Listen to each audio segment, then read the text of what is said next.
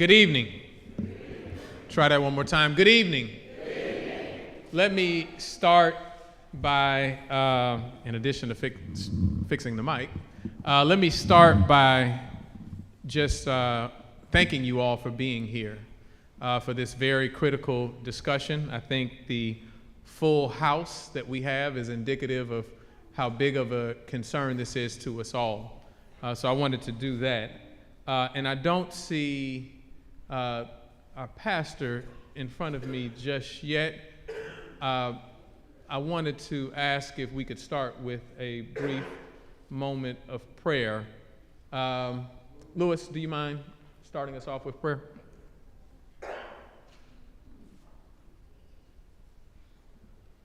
Please bow your heads with me as we pray. Eternal God, our Father, we thank you again for this day, and we thank you for the many blessings that you have bestowed upon us. We thank you now, Lord, that we have assembled in this place to discuss issues within this city, particularly our water. We thank you, Lord, for the city officials who are here. Continue to uplift the mayor as he looks out for the citizens of this community. We thank you all for being here, and we pray that, Lord, you will give us the blessings and the wherewithal that we need in order to overcome the issues that we're going through. And Lord, when it's all said and done, we'll give you praise, we'll give you glory, and we'll give you honor. In Jesus' name we pray, amen. Thank you, Louis, and we want to thank the College Hill Baptist Church family for allowing us to use this wonderful sanctuary to host this conversation. Please give them a round of applause if you don't mind. Before we get into the meat of our discussion, there are a few people that I want to recognize. First and foremost, I see Councilman Grizel in the corner there.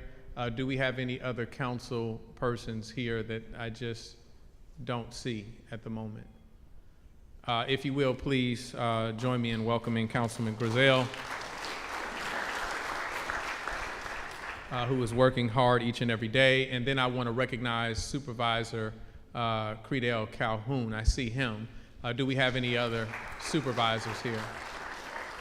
Are there any other elected officials here? Y'all have to forgive me, I'm just seeing a big crowd. Well, I'd also want to recognize, I'm sorry, we have Senator Solly Norwood in the back there. Thank you, Senator, for being here. We have a number of individuals that before we go forward, it's just important that we recognize. Just looking at the crowd right now, I see people like the Poor People's Campaign, organizations that have stood in the gap in the midst of this crisis, really too many to truly name. People who have been delivering water, people who have helped augment the things that our constituent service department has been trying to do in the delivery of water in the midst of this crisis. And I want to recognize all of them. It's hard work taking water to the elderly, to the disabled.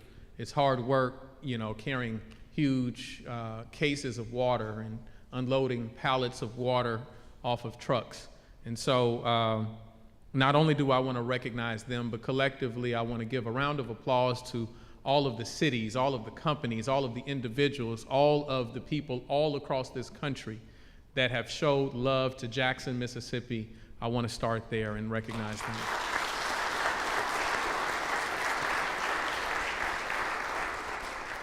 Additionally, there are other people that I see in the crowd, representatives from the federal government that I see, from FEMA that are here, from the EPA, people who, and whether you want to be recognized or not, I just do want a round of applause for these individuals, people who have come in, and from day one, they expressed how they wanted to help the city of Jackson.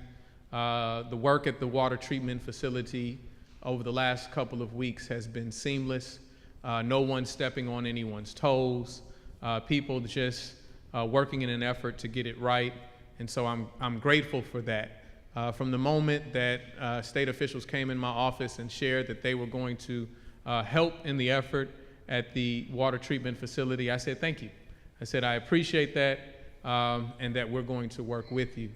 There are some things that we have to talk about today that talks about, one, how we got here, two, where we're at now, right? And three, where we're going. Those are all important and top of mind for each and every one of us. I'd like to also recognize Ms. Anderson, I see, but is Ms. Thomas here too? Okay. We have a representative from the Thomas Group here. This is our public, or our point group that is interfacing with all of the agencies that are interfacing, dealing with many of the requests that are going to be going on with the federal government to make certain that we understand each and every phase of what is taking place. That's a lot of work that's happening. When you have the state here, which includes MEMA, which includes the Department of Health, you have the Army Corps here, you have FEMA and MEMA, as I said, you have the EPA, you have all of these agencies that are coordinating the effort for your water treatment facility. And so you need to know, the left hand has to know what the right hand is doing. And so we're grateful to them. They have many years of experience, not only Ms. Anderson here, but you have Michelle Thomas, who I believe was the deputy mayor to former Mayor Mitch Landrieu, who is the czar of the infrastructure bill. So those are the type of relationships that we have working immediately for us. We have someone that many of you probably have seen in various efforts, like General Henry, who was a part of their group. General Henry was instrumental working for the recovery efforts after Katrina, who is vigorously fighting to make certain that we complete this system, not only by fixing the water treatment facility itself, but also making sure that the distribution lines that service and go to your homes are done as well. That is a part of the request that we have. And more importantly, making sure that we go all the way to the point of use. What that means is not just fixing the water treatment facility, not just fixing the pipes, but fixing where you actually receive your water from in your home. What we have to recognize, thank you. What we have to recognize is that we can't fix the challenges that we see directly in the city's water treatment facility and the lines and not contend with the fact that if there have been harmful agents, right, that likely it has been introduced in your home in some way, if that is true, right? And so we want to make certain that when that child goes into the school and they go to the water fountain, we can say with absolute certainty that we feel that that water is clean, that we're comfortable with their consumption of it, and we're protecting our babies. And the same thing happens when we talk about you and your personal homes. So bringing us forward, this has been a challenge that we've known in Jackson for some time. My earliest memory, and this is only because this is when I first moved to Jackson, we moved to Jackson in 1988. I was about 5 years old. I remember in 1989 a big freeze that came over the city at that time and debilitated our water system, right? I remember being without water for some time. Some of you I've heard talk further back than that. And so this is something that unfortunately has become a way of life in Jackson, and one that we should not continue to be comfortable with, or to continue to just say that that's what it is to live in Jackson. And so we've recognized over the last couple of years that this aging water treatment facility, this aging infrastructure is getting worse. It's not getting better. And so it continues to leave us with low water pressure. It continues to leave us with boil water notices time and time again. It continues to disproportionately affect places like West and South Jackson, right? And so our goal is to not only have a reliable water treatment distribution system, but to have a sustainable and an equitable one as well, right?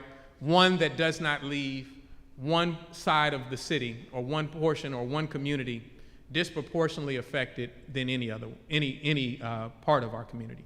We want to make certain that all of our residents have the security of clean drinking water. They have the security of what they need to live. That our businesses are supported. While I'm on that, I'd like to actually express some gratitude to the governor for actually responding to our letter. I think it was put out by WAPT for certain that the governor requested relief for our businesses. I believe, what was the date that we sent that letter? Last week, September the 5th, we sent a request for the governor, and that's the channel that we have to go through, for him to request that type of relief. We are also requesting relief for individuals. Now, I can't promise you that that will be granted, right? This is a bit of a unique emergency from that which usually receives federal declaration. And so the MEMA representation that came to our office told us how they were going to walk us through that process and see whether or not we can request individual, or whether we will receive individual assistance. But we're putting out those type of requests. We're asking for it. We're going to throw it against the wall and hope that it sticks. But we're going to try to see everything that we can do. You know, I've listened to a lot of discussion about plans, about, you know, the city having plans. In fact, you know, this is something that I can't just lift up and say what my administration has done. I have to give credit where credit is due, and also speak about my predecessors, right? Because the reality is, Tony Yarber asked for money to deal with this issue. The reality is that my father asked for money to deal with this challenge. The reality is that I know that Mayor Harvey Johnson asked for money to deal with this challenge. And while he's no longer with us, I would not be surprised if Mayor Frank Melton requested the same. And so each and every time the city commissions a capital improvement plan, right, which we rely on, that talks about the state of our infrastructure, where we have engineered assessments of what we need to fix and the comprehensive nature of that, it costs hundreds of thousands of dollars to produce these plans. To you, it may just look like paper, right? But this is paper that costs a great deal of money. And so when we say we need a plan, when we say those things and we're commissioning those, it's very hurtful to us to be putting money, no pun intended, down the drain and not receiving money back in order to actually fix the things that we're saying need to be fixed. And so we're trying our best to communicate that, and whether you're talking about the plan, the capital improvement plan itself, whether you're talking about a PowerPoint that talks about some of the things you're seeing that deals with direct improvements at O.B. Curtis, or the distribution lines that are broken down by precinct, right?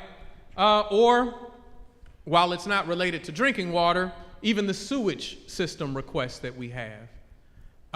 And you're doing all that you can do in order to communicate those requests, whether it's a direct letter that I read before the media to the governor, stating what our needs are, or the various different documents and requests that we have. And there is little to no communication around, well, your plan is lacking this. Maybe your plan should incorporate that. Maybe we shift this so that it could be helpful to us getting appropriation for it. And it's simply, well, when it comes down to it and there's no funding, it's later said that you don't have a plan. The reality is that not only this administration, but every administration in recent history of the city of Jackson has had some type of plan. There's a difference between not having a plan and not having mutual priority over its funding, right?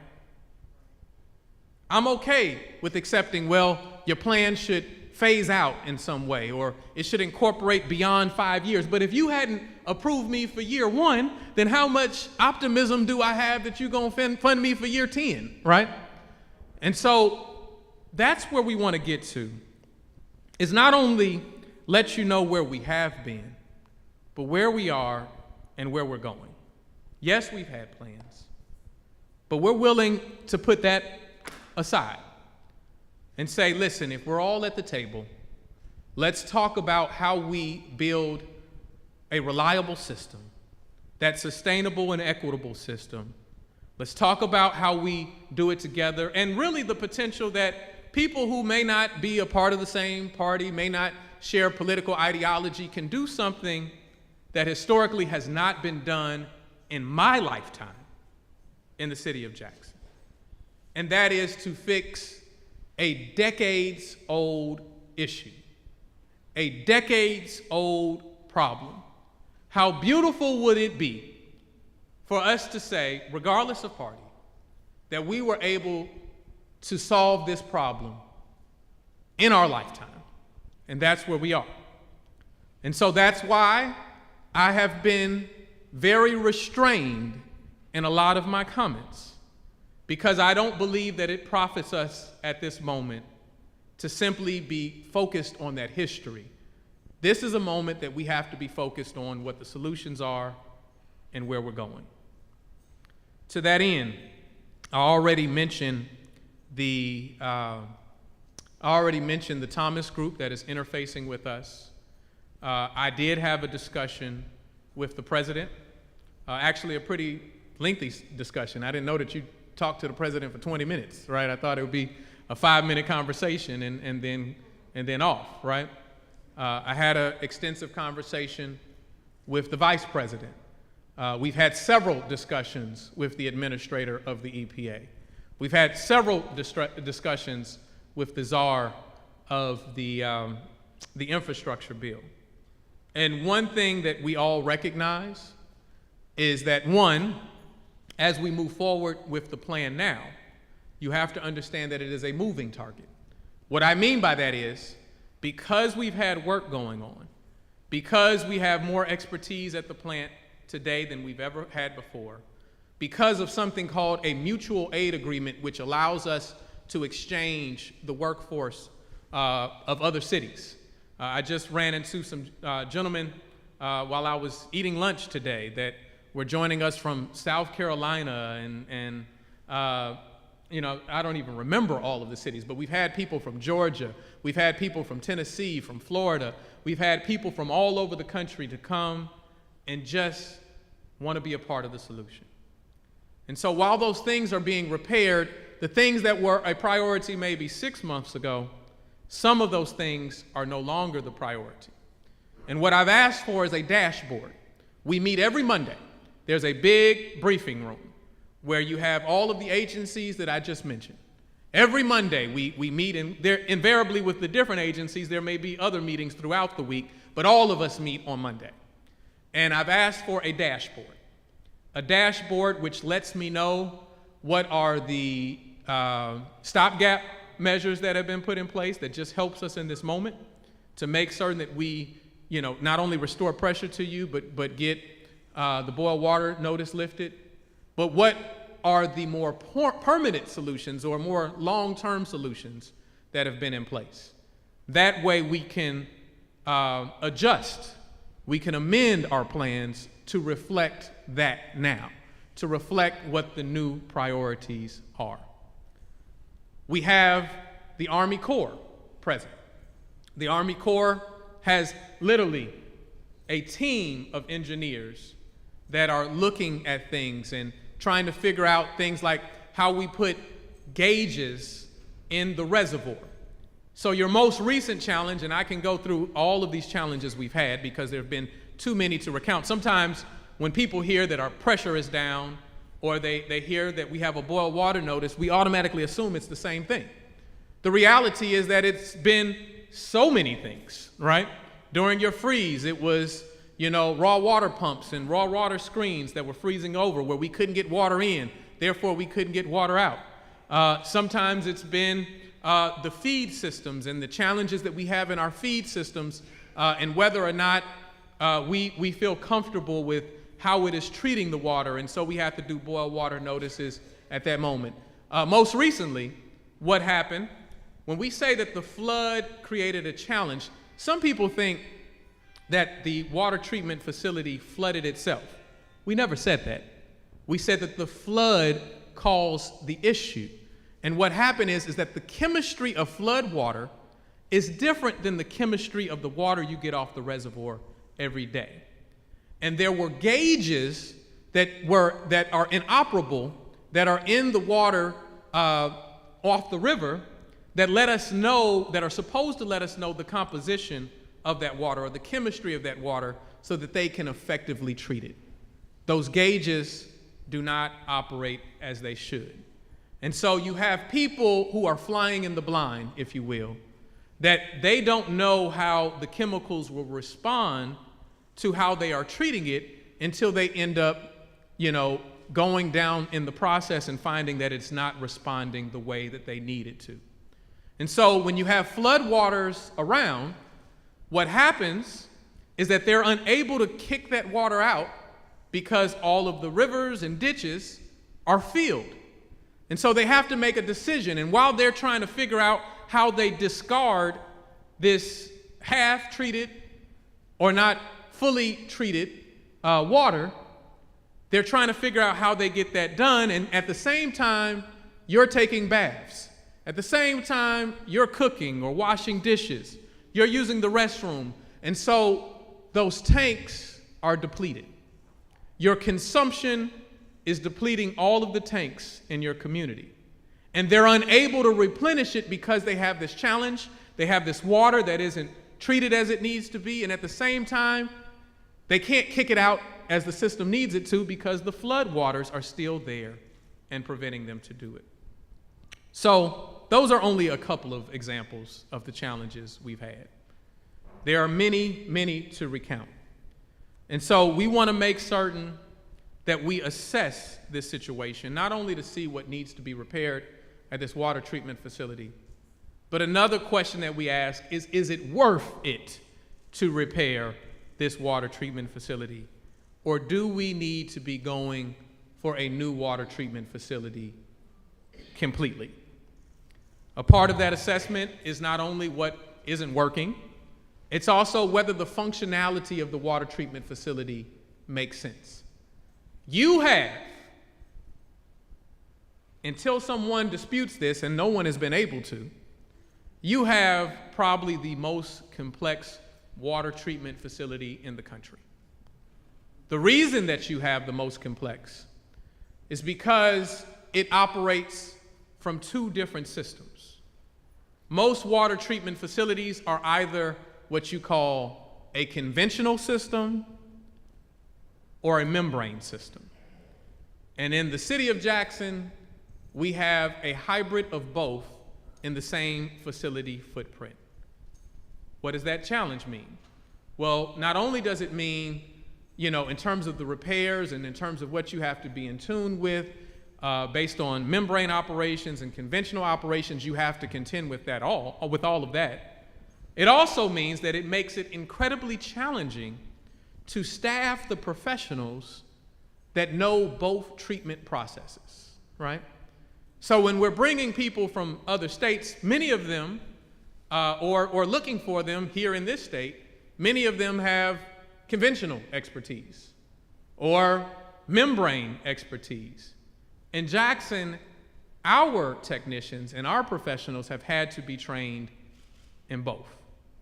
So Mississippi only has 2 surface water treatment facilities in the state: Jackson, Mississippi, and Tupelo, right? Every other system is based on well or ground water, whatever you want to call it. A surface water system is one that comes off of a body of water, right? Like a river, like the Pearl River. And the pluses to that is that you have an abundance of that resource, that there will be enough water to be able to use, in in our lifetimes, right? And your children's lifetime and your children's children's lifetime, right? But the challenge with a surface water system is that it is far more intensive to clean that water. Not only things like floods, but human beings have access to it. They can throw things, they can dirty it up, they can throw trash in it. And so all of that has to be cleaned up. The other alternative that other cities have in the state of Mississippi are the well water systems, which naturally are filtered in a way because it's in the ground in an aquifer that doesn't have the interruptions of human activity. While that is cleaner, it is not quite as abundant as a surface water system. And so that's where we are. And so part of our challenge has been, how do we deal with the fact that a lot of the institutional knowledge has walked out of the door? How do we make certain that it is staffed and understand that what it takes in order to staff those professionals is time? We actually have about 10 people that are training to be Class A operators. But it takes 6 years, any way you look at it, in order to be a Class A operator. Either 4 years of college, you get your degree, and then 2 years after that with the city and before you get your Class A certification. Or if you arrive day one, it takes you 6 years from the moment you arrive in order to be a Class A operator.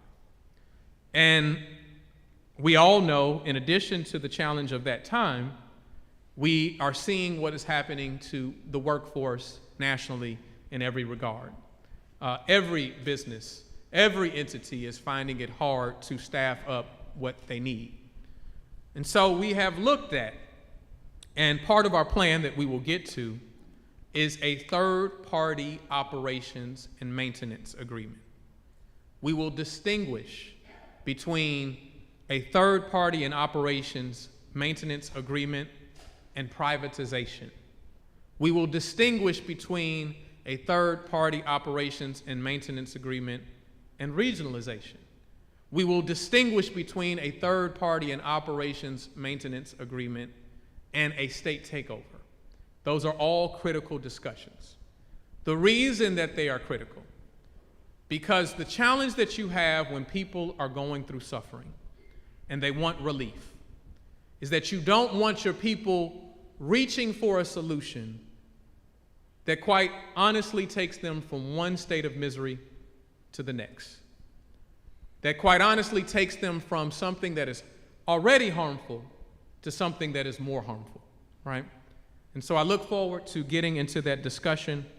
But before I do want to run through our plan, or an outline, if you will, of where we intend to go. Immediate work to improve the water resiliency and reduce vulnerability. I want to be clear that this has been a work product of not only the people that I mentioned earlier, but also a work product of friends from the U.S. Water Alliance that have more than 30 years of expertise in water processing and water systems. But this is also on account of the help of water engineers that are working with us. And so we talked about FEMA, MEMA, the U.S. Army Corps, the EPA are working together with the city to restore the drinking water. And we have already restored water pressure and soon expect to address the remaining water quality issues that have led to the boil water notice. That is your first bullet. The second one is to apply for capital infrastructure funding. We have asked MEMA, FEMA, and the U.S. Army Corps to develop a resiliency plan that reduces Jackson's vulnerability, similar to rain and flooding, and additional weatherization to prevent these challenges from happening again, and we need funding to do that. I'm actually going to step aside and invite our CFO to come up here and tell you some of the creative ways that we're looking at doing this. Thank you. Good evening. I am Fidelis Malembeka, I serve as the Chief Financial Officer for the City of Jackson. Firstly, I'd like to say thank you to all of you for coming out to receive pertinent information, hearing straight from the mayor, as opposed to what you might read in print media or the snippets that you see on TV. This is an opportunity for you to hear directly from the mayor and the leadership. I'll stand here very briefly before you just to provide a synopsis on the funding strategies that we have before us. But before I go into that, I would like to share that this late afternoon, our City Council did adopt our budget for fiscal year 2023, and our council member Grizel is here that actually supported that move. In that budget, what is included for our sewer projects, and this is capital funding, excluding any debt that will be adding to our portfolio from our ARPA funding, is roughly about $30.8 million that is going to go towards addressing the sewer challenges that we have within the city. But also, we are looking at spending another $30 million that goes into our water infrastructure. And as I mentioned, that excludes the additional funding that we'll be allocating from our ARPA application. The council did earlier adopt a plan to spend approximately $34 million of our $42 million from ARPA that we received towards water and sewer infrastructure. The state has mentioned that they'll be matching dollar for dollar in what we put into our sewer and water infrastructure. But also the county, and I did not have an opportunity to follow their meetings, but I understand the president of the board is here, who has led those efforts to actually allocate funding from their ARPA funds towards the city of Jackson. And President, I think I heard something like $17 million. So $17 million, and let's give them a hand of applause for doing that. And the state will be matching those funds. So now, as we talk about capital infrastructure needs, as we've heard for a long time, our systems have not been fully funded. There is a significant need to actually invest in our water and sewer infrastructure. And you've heard a number, you've read a number, thrown around between $800 million to $1 billion. But how do you pay for that, right? Number one, we can use the revenue that comes in from what you pay for your water and sewer services. This part of our operations is what we call an enterprise fund. So basically, the operating cost should be covered by what residents pay. So as the cost increases, then what you would expect is for the cost to residents to increase. Similar to what you see with other utilities, such as your electricity. In this region, we're covered by Entergy. And then gas, you're looking at Atmos Energy. Right? For them to function, what they do is they assess a fee to the residents, right, in order to cover their operational needs. It is the same way with our water and sewer infrastructure. But also one thing we have to bear in mind as you look at the demographics of Jackson and you look at income, right? As you understand, a number of folks within our communities are at very low average income. So there is a sensitivity that comes into play in terms of how much you can charge residents. There is something that we monitor, which is the median household income. So when we look at our water and sewer charges, we try to make sure that we hover around the 2% or slightly under 2%. When you start getting above 4% of the median household income for water and sewer charges, rate charges, that raises a concern of affordability, right? So we have to be very sensitive in what cost we pass on to the residents to pay for operating costs for our water and sewer infrastructure. But also, you should realize that that alone, the revenue we receive, is not sufficient to cover the ongoing operational and capital needs. So what municipalities and businesses typically do is they borrow money. In this sense, there are various ways in which we are able to borrow money. One is we leverage for our enterprise fund revenue bonds, right? So we pledge the revenue we receive from what you pay towards issuing bonds. Now, these bonds that we issue are rated.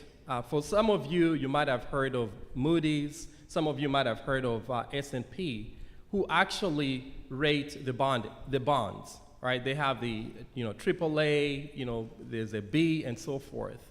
And that also determines what could be like an interest rate. Now, there are certain covenants that we have to comply with when we issue such bonds. One thing to look at is our debt service ratios, right? So number one, you cannot borrow way too much money in a way that you cannot afford to pay the debt service. What generally happens if you do that, if you borrow way more money than you can afford to pay, because this is an enterprise fund, what you do is you pass on that cost to residents, right? And again, as you increase the rate to residents, you creep up against that median household income threshold that I mentioned. So that's how we leverage some of our debt is through revenue bonds. The other piece is we have an opportunity to borrow through the state in what they call the State Revolving Loan Fund. These are very low interest rate loans. Some average about 1.75% to 1.95%, which carry a life of about 20 years. So we're able to borrow funding from that state entity to cover some of our water and sewer needs. Once again, you can only borrow so much because you have to continue paying that debt service. And I go back to the more money you borrow, the more you have to pay in debt service, the more you have to charge to residents. So one thing that we have asked, and as the mayor has shared, we need support beyond just our ability to go to the bond markets, beyond our needs to go to the banks, beyond our needs to go to the state revolving loan fund. We need extra funding, from the state through appropriations.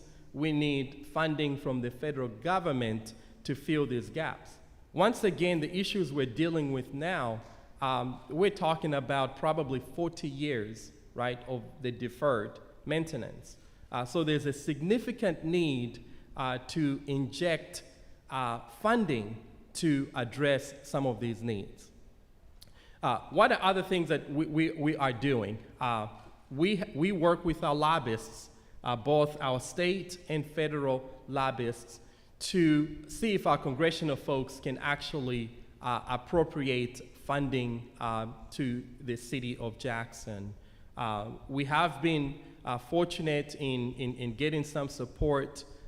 Congressman Guest, Senator Wicker have actually made some appropriations that have come towards our water plans. And we're talking about $3 million, $2.8 million, but we need more. Then also through the EPA, we have submitted applications for grant funds. We do have some funding that has come in, but we are requesting for more. So what the EPA has done, and this is through the infrastructure bill, as you know, Mississippi this year has about $75 million. Of that $75 million that goes towards water and sewer infrastructure, 51% is added to the state revolving loan fund. 49% of it comes in the form of grants. The way to access those grants, you have to qualify under what the state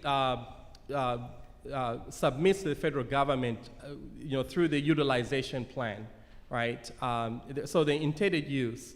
And so you look at disadvantaged communities. Jackson clearly should qualify as a disadvantaged community, but we need to make sure that the state, in their utilization plan, does indicate that Jackson should be one of those communities that qualifies. Now, how does the state determine, what to put into that language? They are required to actually host community meetings. So again, I will encourage you to be vigilant and as involved. When these meetings are posted, you should attend. Your voice should be heard in those community meetings, where we can stress to our state leadership that Jackson indeed should be qualifying for such opportunities, because we do need that grant funding beyond just loans. Once again, when we look at loans, the more loans we take, the more money that you have to pay. But with grant funding, that really alleviates the pressure on the city to pay excessive debt service. Right. So in the draft that we've heard about, that the state will be submitting to the federal government, in terms of disadvantaged communities, one, there is an income threshold, which Jackson would qualify under the income threshold. But then there is language about the population size. And our understanding is they put in no more than 4,000 in population. We know Jackson has over 150,000 residents. So the 4,000 population limit actually would disqualify Jackson. And we're having these conversations, and I think you should all be having these conversations to ensure that that does not become a hindrance for the city to become eligible for such funding. And so your voice is critical in that manner. So the other thing I will share is, the plan, and the mayor shared, documents that have been submitted to our state leadership, our delegation, Hinds County delegation, and also the media has gotten hold of this information and have written articles and stories about where they have really diminished the city's efforts, right, by saying, well, Jackson really does not have a plan. These are plans, right? These are engineering assessments that have been done. There is cost attached to it. Now, some have said, oh, we thought it was going to be a long-term plan. All we see is nothing beyond of 5 years. And I think one article said the mayor has been saying there's $1 billion need, but all we could tabulate is up to $80 million. Well, one thing I'll share, and the mayor did share this in the press conference this week, that we are under a consent decree, an administrative order of consent on the water side. We are working with the EPA to resolve these issues. We are negotiating with the EPA, number one, to lay out a plan of how we can resolve all those infrastructure needs. And according to a timeline, that does not put too much pressure on residents' ability to pay, right? Because if you talk about $1 billion, well, if you drop $1 billion today, you can get the work resolved fairly quickly. But in order for you to get grasp of the $1 billion without any aid, you go to markets, right, to borrow money. And like as I started out saying, you residents will be paying, which will be unaffordable. So we are negotiating with the EPA. We have shared the plan with the EPA. However, we have entered into a court-ordered confidentiality agreement, right? It's a non-disclosure agreement as we're going through the negotiations, not to share that information. So we do have a plan that outlines how we could ultimately pay for these needs. So I want everyone to understand that the city does have a plan, right? Right now we only have restrictions because of the confidentiality agreement that's in place. And that's a very detailed plan. Once we're able to share, you will see. But in the meantime, what we've been sharing is, the needs. Now, someone will say, well, you have $1 billion need, but you're only showing us 80 million. Let's get to the 80 million first, right? You can't get to $1 billion without getting through the $80 million. So that's where our need lies.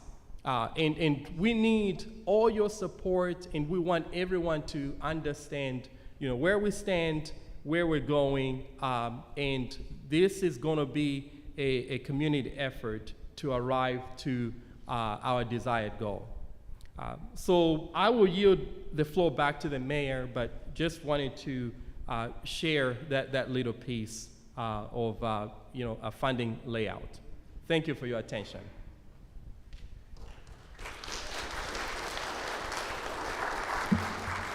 I want to thank Mr. Melembeka, who is an incredibly smart, gifted, and just sincere individual.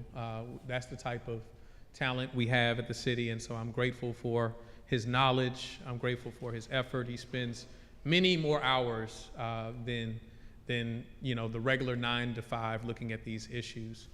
In addition to what he shared with you, we're also looking at the different federal pockets. So there's something called the BRIC grant that the federal government offers, which is a very sizable grant that may be able to tackle a good portion of what we have. You have the Justice 40 initiative under the EPA that looks at environmental justice challenges in communities that fit that profile, and Jackson fits it to a T. We're looking at, when the portal opens up for a lot of the federal funding, and we were told that opens up in October, right? We've been told that we didn't have a plan for the state. The portal for the state didn't open up until September 1st, right? And so when we look at this, we also have to know the timelines that we have to even submit for these things and know what we're dealing with. So I appreciate that. I'm sure there are more questions that will come, but I'm going to speed through some of these other points, and I want to scratch where you're itching, right? I want to get to the questions that you have. Building internal managerial capacity for oversight of drinking and wastewater systems. I tell people that the engineers or the people I have are the people I have, right? What that means is that, as much of the institutional knowledge has left over the years, and we have engineers that work for the city, we don't necessarily have a water engineer, right? And so when we're making decisions and working through things, those engineers are giving their best assessments of the issues. And so it often requires us to contract out where we have gaps or where we don't have the knowledge in-house to do that, right? And so right now, earlier I told you about the work of the U.S. Water Alliance, who is funded by the Kellogg Foundation. There are some other foundations that are funding water engineers that can assess how we bring in that institutional knowledge to deal with the challenge of the managerial capacity and oversight of those water systems. And that would be the U.S. Water Alliance. We have a professional from Black & Veatch who is working with us. We have a professional from Jacobs Engineering. We have right now, within this 90-day window, we have the ability to take advantage of the experts with the State Health Department, with MEMA, FEMA, U.S. Army Corps, and the many other people that are there, in addition to those experts that have come from other cities through the Rural Water Association Mutual Aid Agreement. So that is happening. Bringing operations and maintenance staffing up to needed levels. This is what we talked about the complexity of Jackson's water system, where we talked about the fact that we have probably the most complex one in the country, and it requires a specific expertise in both conventional and membrane treatment, and how that has become a challenge. Well, because we realize that the time frame is 6 years to bring those professionals in, and that you don't have an abundance of those professionals in the state because only 2 cities require it, what we long came to is the need to go into an operations and maintenance agreement. We have talked to a couple of firms. We were in negotiations with a firm where they were supposed to submit a proposal, and then we could assess our ability to pay it. I can't agree to something if I don't even get the proposal to know what the cost is. What took place? Now, the governor said that he hadn't been in any negotiations. I don't know who else has, but in the middle of this company that was very much interested in making money and doing this operations and maintenance agreement, they ceased negotiations with us, and they told us they could no longer negotiate with the city because they were negotiating with the state. That is what they told me. Now, I will add, nobody's taking credit for the one being the one doing the negotiations, right? So, we're trying to unravel that particular maze or complicated situation. But we want to go to that. That is a part of our plan moving forward, is an operations and maintenance agreement. Why is that better than privatization, regionalization, or a state takeover? Well, first and foremost, let me go to the state takeover part. If the state is negotiating with the same people that we're negotiating with for an operations and maintenance agreement, then there's continuity in the thought process that this may be a good company to fulfill it, right? And there would be no functional difference in the operations and maintenance if the same company would be executing it under a city agreement or a state agreement. That's one. So the only difference would be how the revenue is issued. How the revenue is issued. The first half of this meeting has been talking about how we haven't gotten revenue that we needed, or how we haven't gotten the funding that we needed through the agencies that we've asked for the last 40 years. So why would we feel comfortable putting the revenue that we do have in the hands of the same entities, right? That's one. Privatization. The problem with privatization is that companies aren't taking over your system in order to be benevolent. They're not taking over your system just because they want to come help. They're trying to extract a profit from it.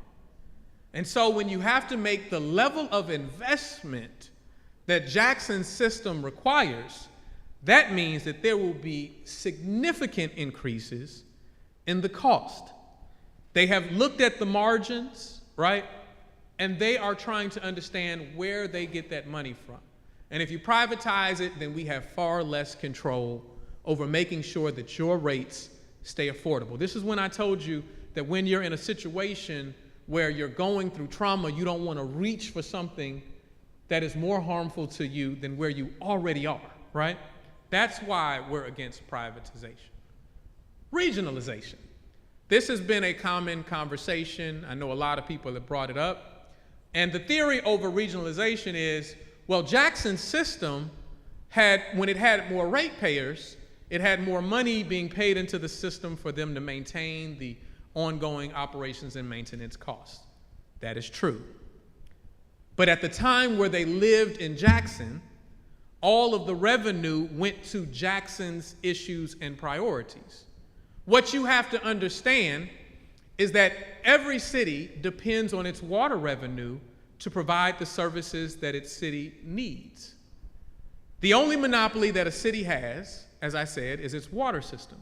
Entergy has the power, Atmos has the gas, and so the same way that we depend on the water in order to not only maintain our water treatment facility, but our pipes, our ditches, our sewer systems, so do those other cities. And so if you regionalize, not only do you expand the number of ratepayers, but you expand the perimeter of responsibility that you have to upkeep and maintain. Now, part of that revenue has to go to paying, and I'm just throwing out cities, I'm not telling you anybody who's trying to get on the system, but that has to go to Brandon or Madison or Clinton's the maintenance of their pipes and their distribution lines. And so the question is, are you really recovering more if you're expanding the responsibility of what you have to maintain? Furthermore, you get into the question of whether your issues are going to be prioritized over those other cities' issues. That is why that is a problematic solution, because it will put us in a worse position than we already are when we don't have sufficient funding to deal with our challenges today. That is something that, as I have had conversations with people, no one has been able to answer that question for me, and I'm still looking for the answer of that question. Quickly, closing the gap between water utility costs and water utility revenue. There is ongoing implementation of a new water metering and billing system. That project is going as it is slated. We have already been able to estimate that we'll conclude this fiscal year with greater revenue than the year before. So we're seeing the increases. We're seeing the growth. We're seeing that they're being able to capture more money in the system. Now going forward, that meter installation will not conclude until March of 2023. So they had 60,000 or somewhere in that ballpark of meters that needed to be installed, and that is what is happening. In addition, they're also finding many homes, not only in Jackson, but in Byram, where there is straight piping. And so we're able to capture more revenue by just eliminating where those straight pipes are and actually putting meters in the ground. So that is how they're capturing that, and we can get into that conversation. We're going to be sending JPD out with the meter people to make sure that there are no threats there when people are trying to install the meters. I already hit on this in the beginning of the discussion, but I will talk about it briefly again. Not only looking at the cost of repairs to our current water treatment facility, but also looking at the functionality, whether we should have just an exclusively conventional system or exclusively membrane system because we have this complex system, or the functionality in terms of the fact that feed systems that feed chemicals into the water they're traveling a long distance in the plant. And so they're getting clogged along the way. You may have something that needs to feed a part of the treatment that's on the other side of the water treatment facility.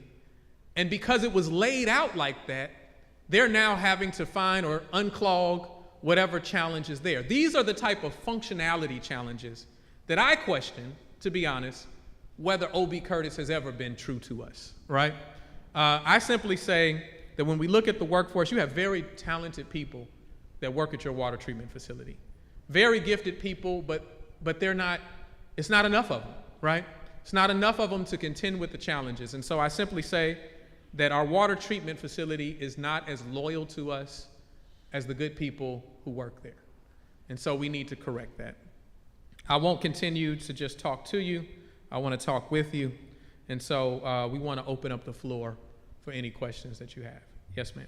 And somebody help me with this, because I don't want to be the person that's pointing to everyone. I'm going to allow Melissa to do it, and we're going to give you a microphone so that your question can be heard by everybody.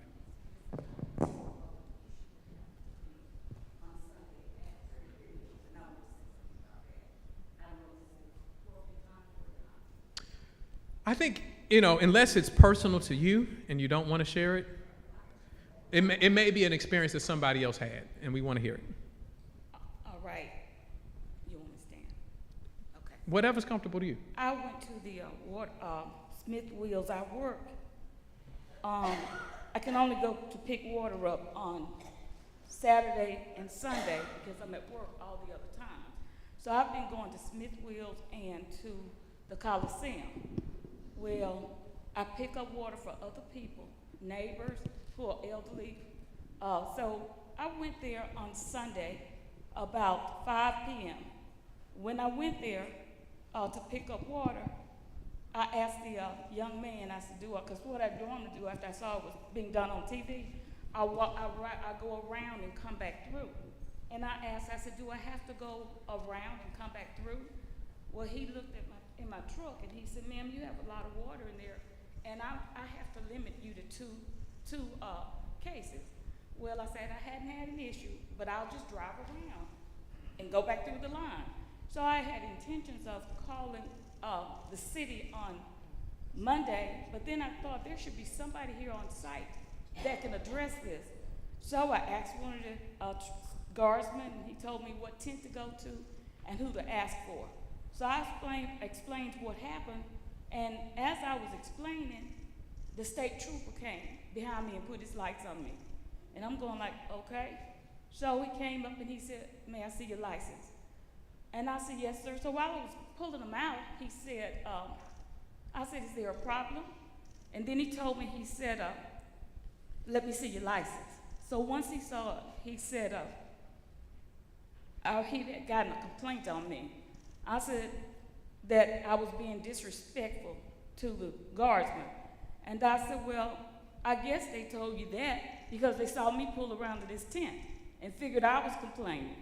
So anyway, he told me why they were there, which I already know, but to make everything short, he told me that another man came up, and I think he may have been somebody with the guardsman because I think he had on fatigues and he came from that area.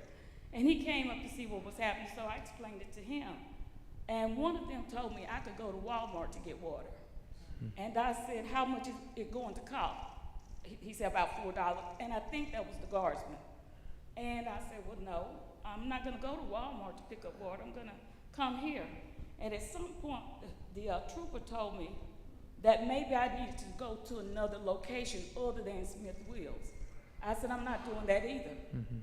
So they told me that the fire station, they started looking, the guardsman did, telling me all the fire stations in Jackson giving water. I said, that's not true.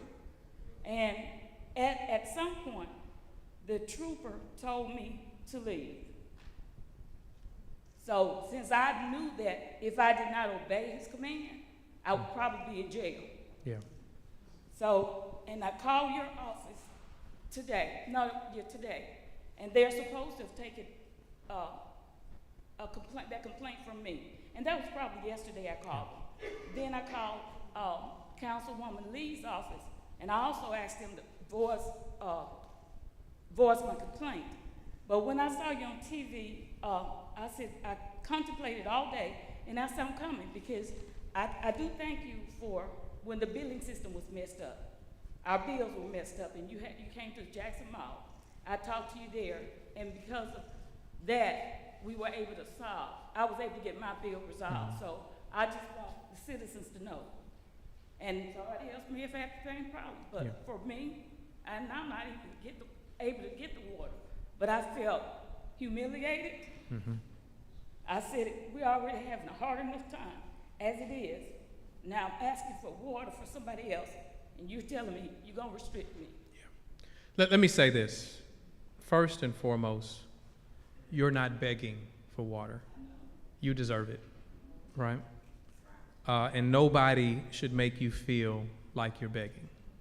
Nobody should make you feel as if you're simply trying to take advantage, right? Not only are you trying to resolve a challenge not of your own making for yourself, but there are other people that I'm sure that you're supporting with that water and pickup. That's what I'm doing. Yeah. I can't put that water. That's Yeah. too much water to put in my house. And the cost of gas. Yeah. I filled my tank up 2 times trying to go around to get water. I'm glad that you shared that because, this is what I've called kind of this cycle of humiliation that our residents have suffered from, right? Not only the circumstance of feeling like they're begging for something that you need and that you honestly pay for, right? But also the adjustment in your life, right? The adjustment of what time you may leave work or what time you may leave before you go to work. If you have children, the arrangement of when your children are going to be dropped off or picked up. If school is out, considering whether or not you can stay home with your children, whether your boss is sensitive to that.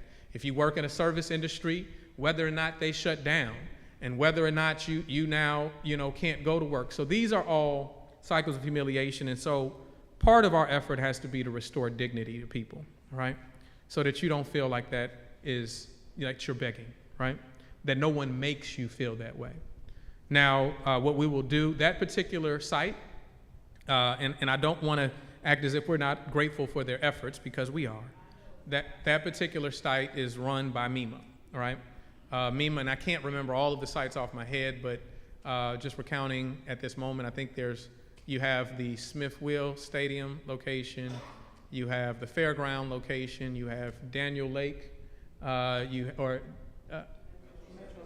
Metro Center, there's one there. What, y'all know them, all right? Yeah, wherever the guardsmen are, those are the ones that they are operating. And we need them to augment what we have. But what I want to do, because we do have people at our sites that are delivering to homes in instances of need, I want to connect you, and she's right there, with Wanda Smith. Wanda Smith, will give you look like you know Wanda.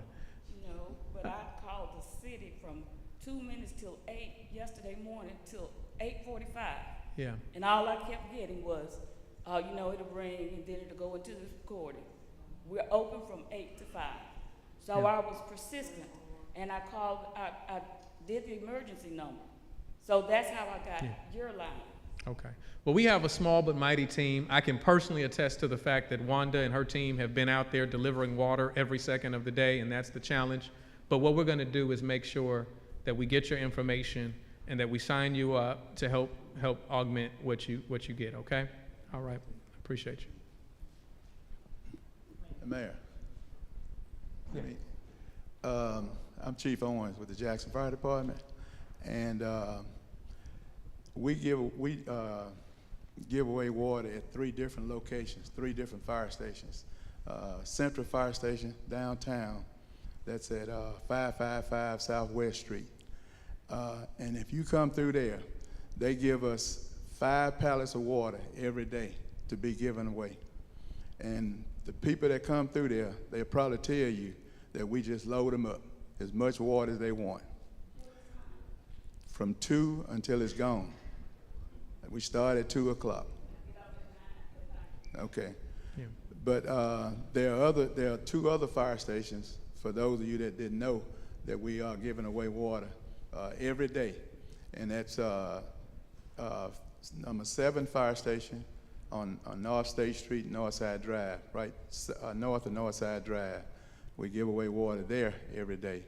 And the other station is Station 12, which is on McFadden Street, down by the old, I think it's the Apparia Shopping Center, where it used to be, I believe. We give away water there every day, and that's from 2 until it's gone. We know that everyone's situation, everybody's schedule is not the same. So if that is a solution for some people, then use that as a solution. If it requires some other efforts, then let's talk with our constituent services department here so that we resolve that for you, okay? Prayerfully, let me say this about water, right? Due to the kindness of so many corporations, so many individuals, in so many cities, trust me, we need to get rid of this water. We have so much water, and they need to be praised for that, right?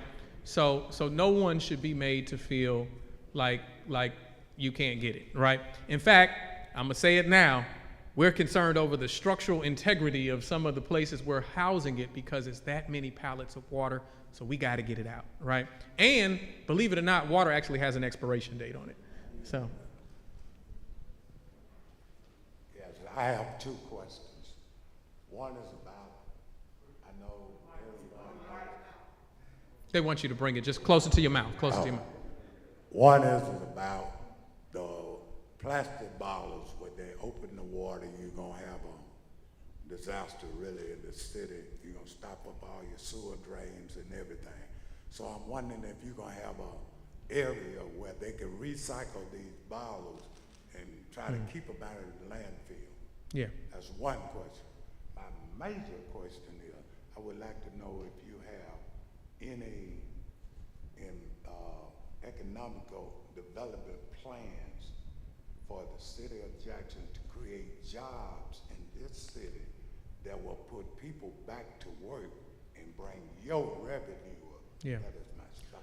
We have a lot of, I won't go in great detail because that's not the focus of this meeting, but we have a lot of economic development plans, not only, the solicitation of businesses, but also how we create our own businesses as a community, cooperative businesses, so that the purpose of those, what I say is that Jackson isn't a city that has a problem producing wealth, it's a city that has a problem maintaining wealth, right? And so a lot of the money that is made between 9 and 5 happens to be out by 6. A lot of businesses have been very profitable in the city of Jackson, but they have not been loyal to the city of Jackson, and so they've taken their business out to go to other places.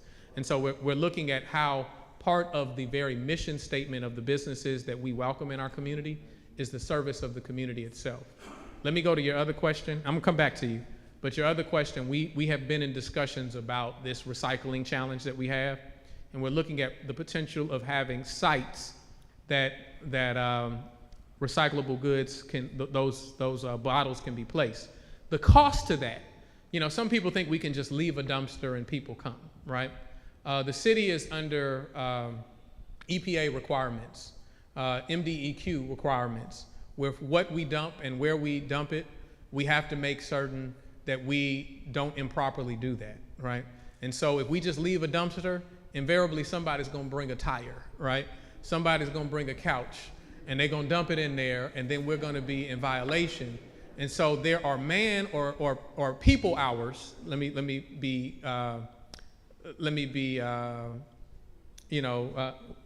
politically correct, gender correctness, right? We have to have people who are present at the time that dumping takes place. So that not only applies to recycling. When people ask about roll-off dumpster days and all of those things, it has to have staffing there in order to ensure that we don't run afoul of those laws and those rules. You had a second part of your question. It's not just the small business, I love all small business, but I'm interested in industrial, in creating factories, big factories to create real income for the city. That's what I'm looking at. I mean, we have buildings. You got a Metro Center Mall out there, which I have an idea, but I don't want to discuss that. We won't steal your. You have businesses that you can utilize in warehousing, different industries to create real jobs. I'm not talking about Well, I don't want to say real jobs, but I get what you're saying. You're talking about major industry that has the capacity to do that. So let me say this. There's some things I can't share, just to be honest with you. That there is the potential of a major industry that would hire hundreds of people that we're on the edge of, and hopefully we can do that. But that doesn't solve it all. The reality is that your small businesses are your lifeblood of your city. If you're able to have a strong small business market, it often leads to those major industries coming. I also will say that certainly Jackson has its challenges. Certainly we've seen divestment, and that makes it difficult for other things to take place. But this narrative that nobody wants to come to Jackson simply is not true.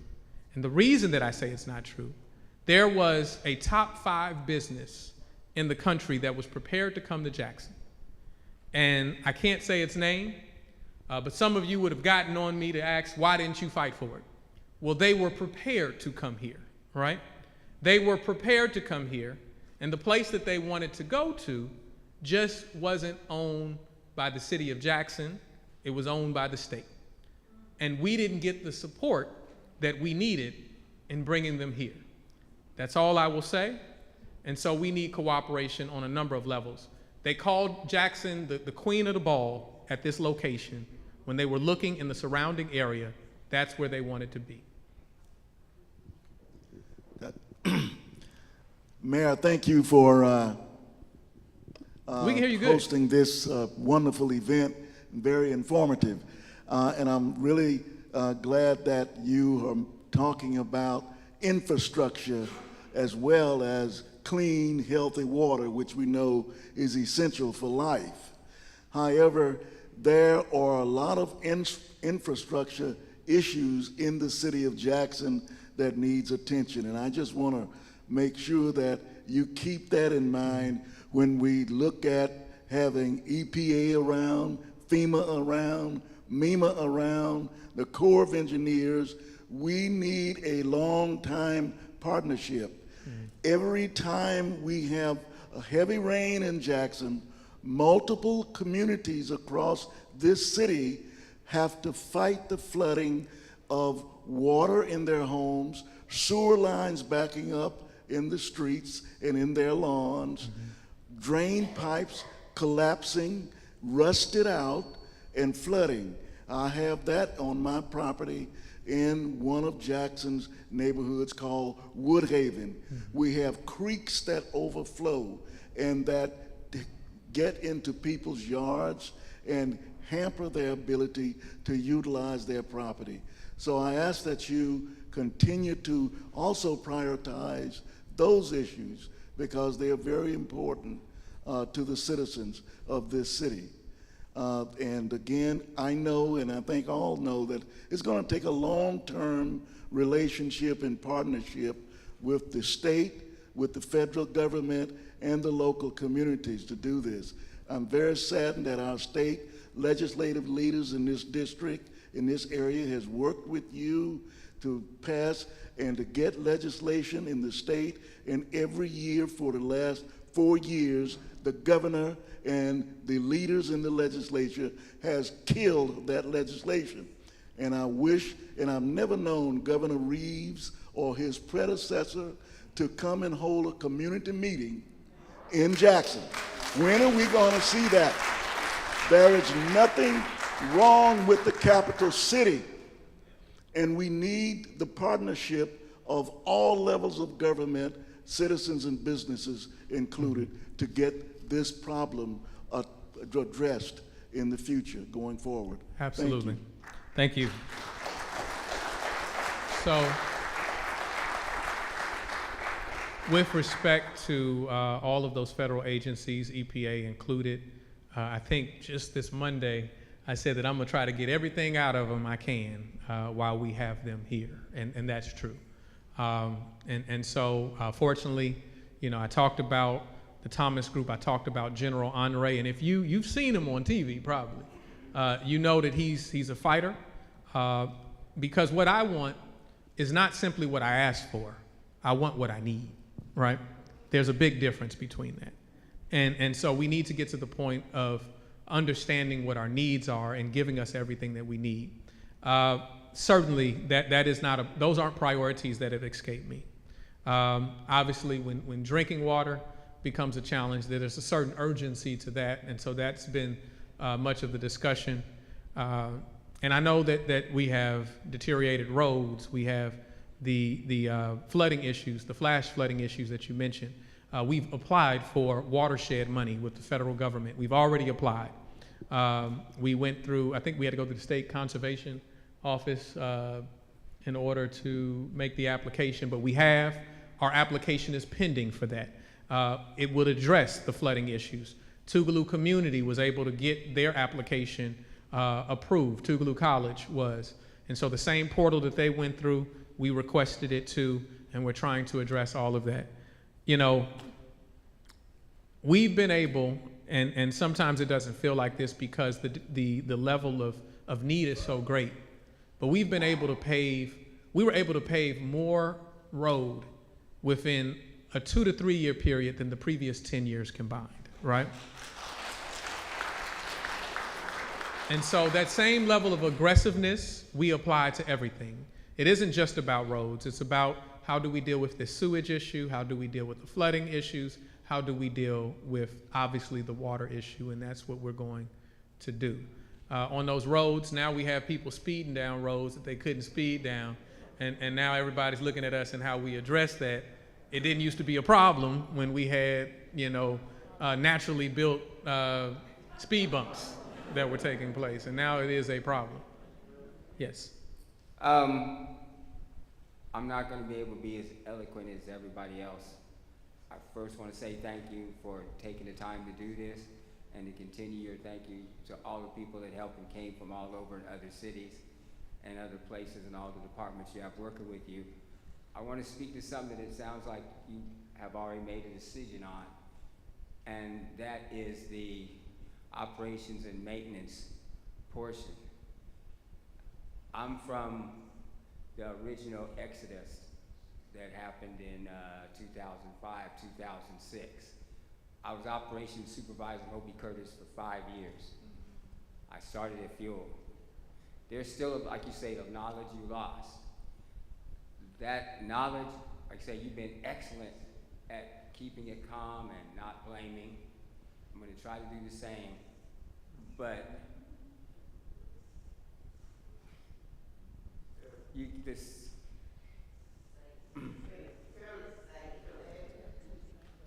you have the people here that can do it, like we used to do before, going to the schools. People coming in with, I'm switching for a minute, but people coming from other places saying they don't have the technology or the people to run in Mississippi like the automobile plant and whatever. They're here. Somehow they're not getting advertised to. I've been trying to reach, and the group I'm kind of with is 4 or 5 other of us, including the old the previous superintendent, the laboratory superintendent. Some of these people are still working. They're working other places. Okay, they were ran away. They were run off. And like what you're saying here, for the 6 years, yes, but man, there's right now kids in our elementary schools, they need to know how wonderful this job is, how this field is really good and technical. And you said part of it because I bet you know more about water than you ever wanted to know now. Yes. But you say it's also one of the most intricate for a couple other reasons, not just this membrane and surface water, but you got a well system attached. And these waters don't like to mix. Yeah. They make another problem when they go through pipes, and they make another problem. And you have a reservoir that was incorrectly created that makes this water the most bizarre water in the country. Yeah. Yeah. Okay? Yeah. So the people here, it's like Ken Curry course. You heard of it? Say that one more time. The Ken Curry course. If you kind of heard of it, it's like a standard for all water across the country. Okay. Because when you really go through that training, when you really teach people and provide stages like we could do here, like you could do here, I'm supposed to know how to calibrate my meters. I'm supposed to know how to calibrate different pumps. That's kind of the thing that got away from here is, I guess what I'm trying to address is a better way to hire the people so that you got somebody, I hope you got the right people, but you got somebody gonna go up here for 6 years, and at the end of 5 years, they still haven't passed the first test. Yeah. You gotta hire right from the beginning. You gotta do different, not just, I haven't been in jail, so I get a job. This is like a mystery. This is like you need people who have those kind of skills who figure out mysteries. Mm-hmm. And I'm gonna do a real quick one here. Let's just use a small number because the math is easy. 24, 25 million gallons a day, okay? That's over 1 million gallons an hour. That's 17,000 gallons of water a minute. What I'm saying is, I have a problem. And for every minute that I scratch my head and wonder what that problem is, 17,000 gallons of untreated water went past me. Went past me. So the training is critical, and it's also to have the right people. People that you do more than just interviewing. You gotta let the people that are in the field help pick those people. And do, I'm sorry it sounds that way, but you gotta do certain kind of tests, you know, to see if they can do it. Just across the board. Maintenance supervisor, same thing. I got it, but we weren't hiring the right people in 95. We weren't hiring the right people in 2005. And now you're gonna farm it out to other states and whatever. But just let the kids know, get in the school system, get that stuff in here now. You have the educational balance right here. Doesn't need to know. I have a license, it's good in Hawaii, Texas, California, Atlanta, and Mississippi. Yeah. Okay, that's where I went in 2005. And not to bring the money part up, but you gotta do it. I was operations supervisor, I went to Georgia and doubled my salary as a grunt. You know? Yeah. I got the points about the pipes and the this and that, but it's the people. You're never gonna really get to that point that you flick a switch and all runs automatic, though that's in the works too. People like to say that, oh, it can run in automatic. We don't need the people. Oh, you need the people. Yeah. Yeah. You need the people. And just know that it exists, that the skill is here, and people just don't know. That job is wonderful. My last part on that, to give an example here for all these people here to go, talk to their kids, their math, their science, biology. It's a good paying job. It does well, it has technology, it does everything you need. An example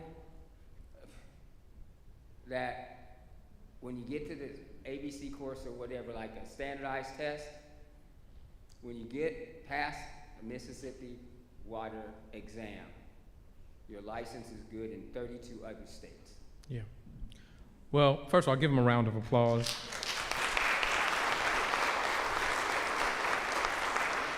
We appreciate your service, and you were plenty eloquent enough in saying what you needed to say.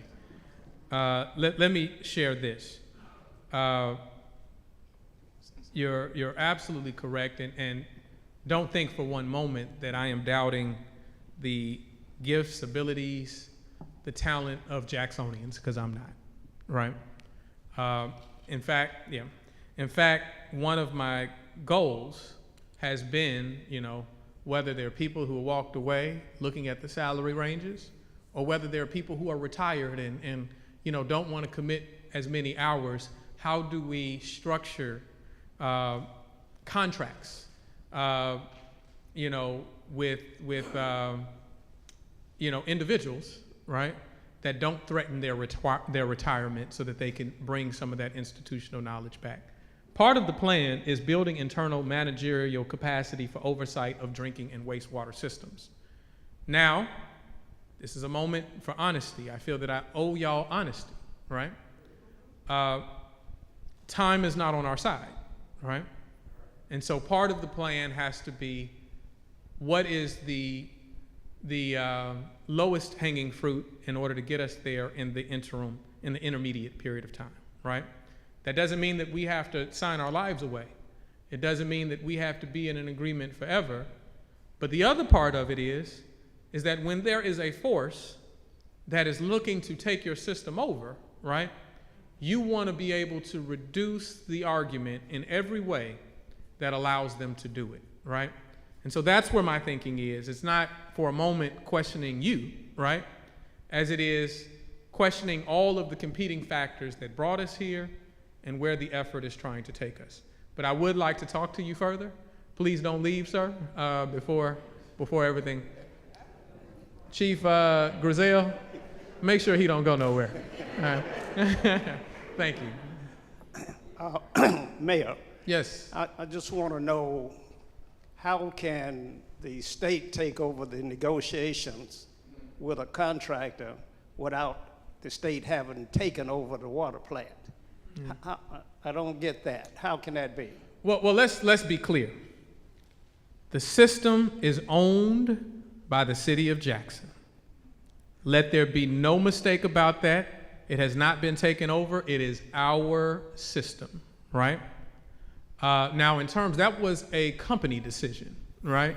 It wasn't so much, a Stafford Act violation. They made a decision, right, that they no longer wanted to negotiate with us and that they wanted to pick up the negotiations with the state. Why they did that, I don't know. Obviously, it registers other thoughts in my head about, fair dealing, right, in that process, and we'll get to that. They aren't the only company out there, so we're still casting a wide net and making sure that what we get best serves us. But we're looking at that. Nobody wants to even admit to being the ones in the conversation, but Lewis Wright, Fidelis Malembeka, Dr. Omari, if she was here, she's out of town right now. They can all verify that we made several attempts to bring back that negotiation. And because there's a relationship with other work, that's why we were comfortable with that transition. But we are keeping our options open. Sir, I haven't made up my mind to anything except for whatever we go is going to best serve the residents of Jackson. That's where I'm decided, okay? Yeah. My final question is, how do we get a united community to take on Jackson's problems? Are you able to get the cooperation from the Hinds County delegation, from our elected officials? Are we able to get the supervisors and the council people to take on this fight collectively so that Jackson maintains its independence and controls its destiny? Yeah. So let me say this. Obviously, this is an issue that is very sensitive to everybody, right? And in moments of crisis, sometimes the first casualty is trust, right? And we have to make sure that we maintain the trust between us and work collectively. And there may be debates about how we get there, but we have to remain at the table, and we should come in the room with what I call unity, debate, unity. Come in the room identifying where we're already unified, debate where we may have differences of opinion, with the hopes of leaving the room with greater unity than we came in the room with. I have had good discussions within the last couple of weeks with members of the Hinds County legislative delegation. I talk frequently with President Credale Calhoun. I believe that they have an intent on helping Jackson. And so we just have to make certain that we don't allow anything to divide us. And the biggest form of pressure to that are the people sitting in this room, right? The biggest form of that to make certain that we always work in conjunction with each other is you, right? All these jobs are temporary. I don't own the mayor's office. I don't own this position, nor does anybody in their position. We're only granted that permission by you, and so we need to let your voices be heard.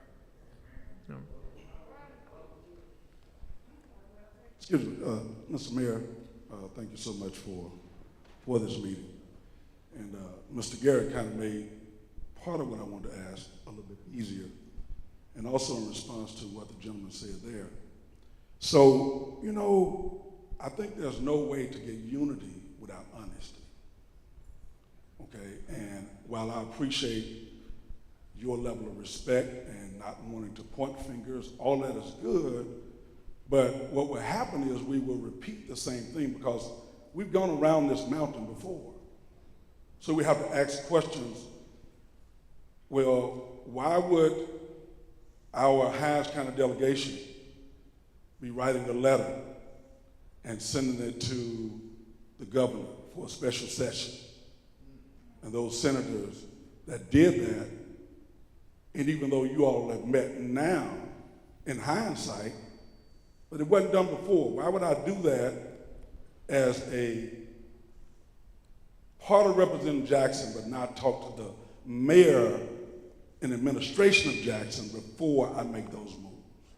Two, why would Lieutenant Governor Delbert Hoseman be giving instructions to certain city council members and or senators regarding the city of Jackson? And we know now where he stands.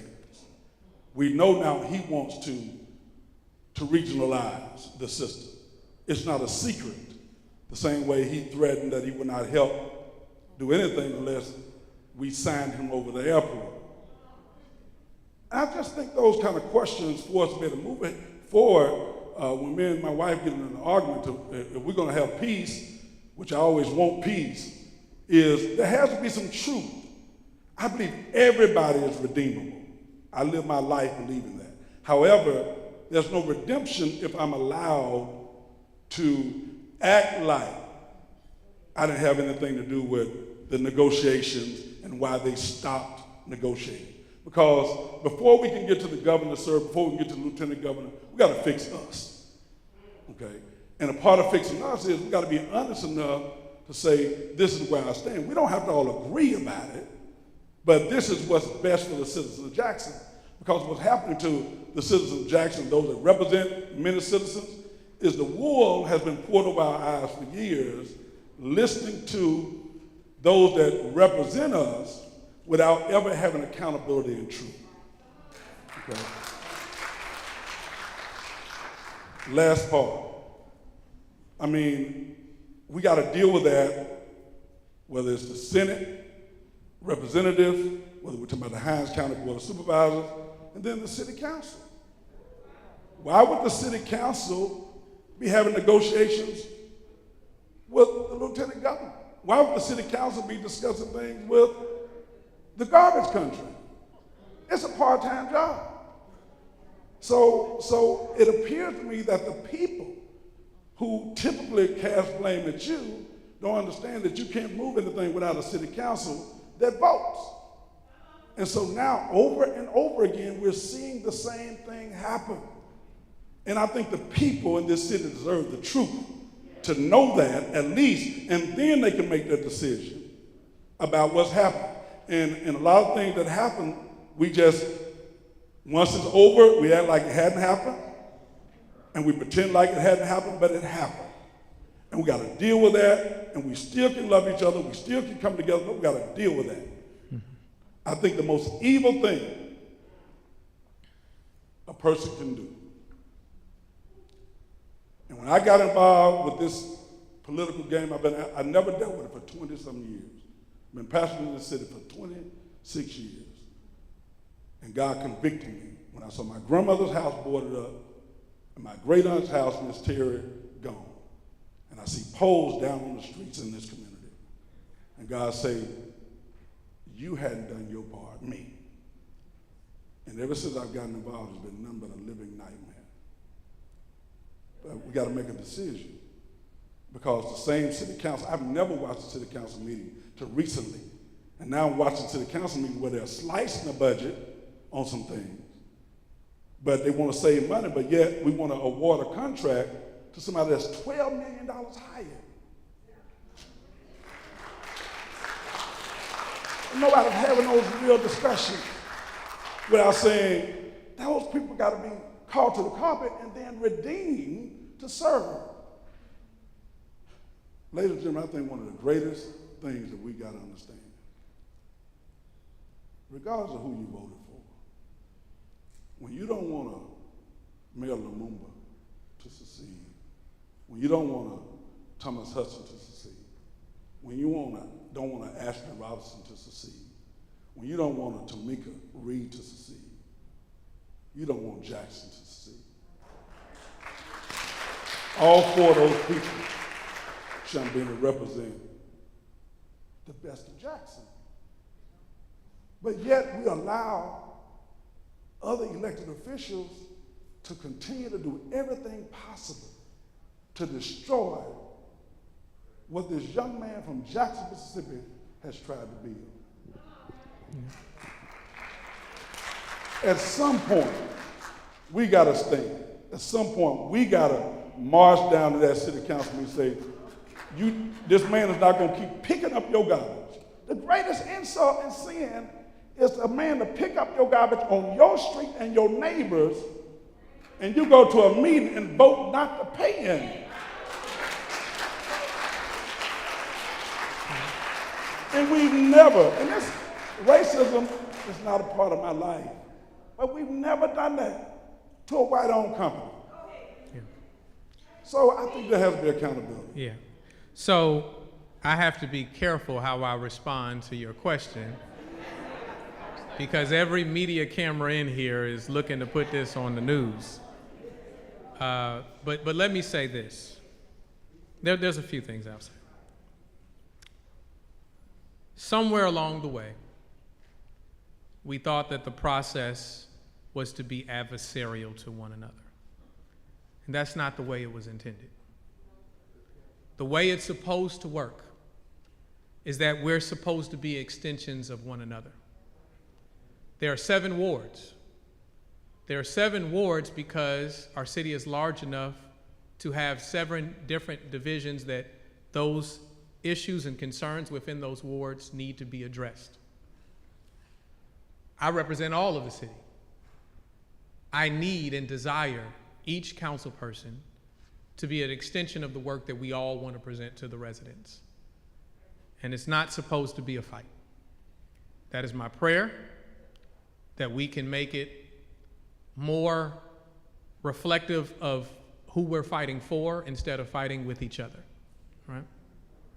And so that's what I will say to that. I'll also say, with respect to, the other people who represent, whether it's the Hinds County delegation or anybody, that we have to work together, right? And so long as we're working together, sometimes our decisions won't be perfect. We all make mistakes. We just have to make sure that when we fail forward, right?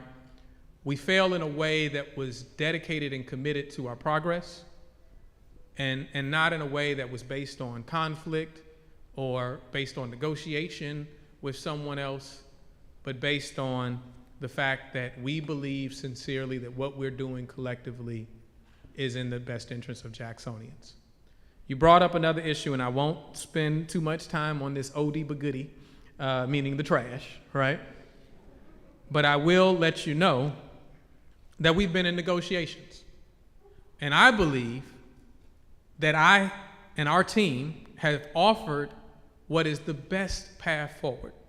At this point, like you said, we have a company that's been collecting our garbage for, 6 months? Yes. 6 months, and haven't been paid one dime, right? That doesn't last forever, right? So the first thing is we have to make sure that our garbage collections aren't threatened. And then we have a whole nother challenge because it's $20,000 a day for each day you fail to pick up the trash, right? If you think that we have a problem now, wait till you have trash piling up in people's homes, and on top of that, the city is paying $20,000. So we're gonna pay one way or the other, all right? We're gonna pay one way or the other. But what we have offered, so that everyone knows in the negotiation, is 1, for Richard's Disposal to complete the balance of the emergency contract, which would be the balance of the year that was under the emergency contract.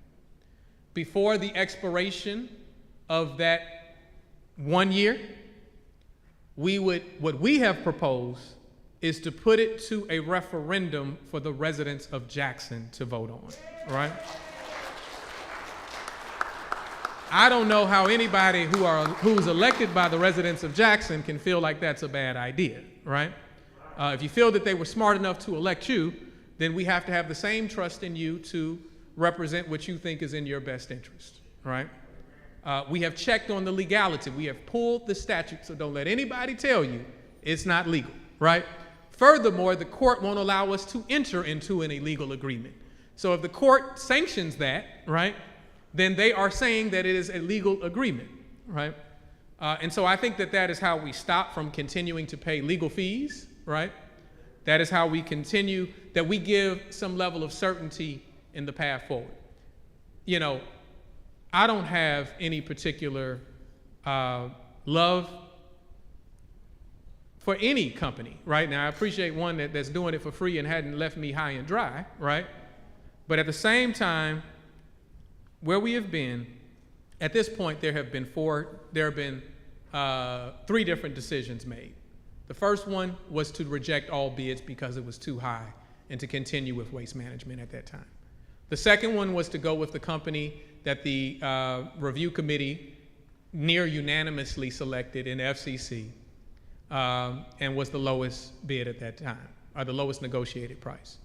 The third one was to go with the company that won the third and final time, which is Richards Disposal, which is $12 million cheaper. And so I am consistent in this. What has been the lowest and the best, I'm going with. Y'all decide from here. I think that is the best way to do it. I look forward to their response to that particular issue. Good evening, Mayor. Good evening. First, thank you for this conversation. You said tonight that people will get the information, and I've heard time after time after time again, the city don't have a plan. You proved that tonight to be false. But also, we got a couple other issues going on, and I want to read something real quick. Since January 2021, the United States has committed more than $13.5 billion in security assistance to Ukraine. I went to our 2 United States senators' office about 3 months ago, and I asked them, I wanted to know what they were doing about the crime rate in Jackson. I also asked, I wanted to know what they were doing about the water issue in Jackson. After that, Senator Wicker's office did send a staff person out, and we had a meeting with him, and then we had a conversation with EPA. Actually, this week, Flint is getting ready to send a team of people to Jackson to help us test water at the tap. And then we're going to begin to work with the young people here in Jackson, Mississippi to develop a community lab so young people have something to do besides tow guns. All right, that's on those 2 issues. I want to go back to something. Ma'am, what's your name? The beautiful mother with that beautiful gold hair, what's your name? Miss Forbes, if we leave out of here tonight as men and we don't address that issue you just talked about, that's why we're in the shape in Jackson. Those people that mistreated this senior citizen, this mother, they work for somebody. And we need to find out who they work for, we need to find out who they report to, and then we need to make sure that they're held accountable. That's that issue. Mayor, you asked earlier, was any state representatives in? If I might, I want to ask, do we have any state representatives in the building? Not one? Is he still in the building? Okay, now I'm gonna ask you all this question. Don't y'all find it odd that this meeting is being held, no drinking water, and we had one state elected official and he's exited already? Now, don't that present some concern to you? Huh? And please, Mayor, you don't have to come in. Don't even look at me while I'm making this statement so the media won't be able to get it. But let me say this. When the mayor said they was negotiating with somebody and that negotiation left the city and went over to the state, if your black state elected officials was holding hearings or meetings at your Mississippi State Capitol, you will know why they left the city and started talking to the state. We're in a major crisis here. And when I met with Senator Wicker's office, his staff person said, Mr. Jones, Senator Wicker is out of the country. He's over in Ukraine with NATO. Now, don't laugh, because listen, this is what I told him. I said, we got some Ukraine-like issues in Jackson. I met a young man that left the war zone in Ukraine to come here to cover your issue in Jackson, Mississippi. He told me I was in Ukraine for 2 months. He said, but they got running water in Ukraine. My point to you is everybody, all hands got to be on deck. And I refuse in this crisis to hear a mother with tears in her eyes that she's been mistreated trying to get water for her neighbors. I refuse to let it go unaddressed. And then I also refuse to allow state elected officials to have a desk at the Mississippi State Capitol, and they hadn't convened one meeting at that Capitol about this water crisis. I'm gonna say this and I'm gonna sit down. My first 3 years was in an all-white school before integration. My sister's getting ready to retire. She's the secretary at Heidelberg High, the same school that she integrated when Cheney, Goodman, and Swanner got killed. Back then, to go to a white school, Mayor, your house could be burned down. We got black elected officials that is in office today based upon what my family and what we went through. And I refuse to stand in a building where a mother tells you she done been mistreated by the National Guard and mistreated by the state of Mississippi Highway Patrol that's supposed to be serving and protected. And we sit around as men and we hear our women crying out and giving us stories and we don't do nothing.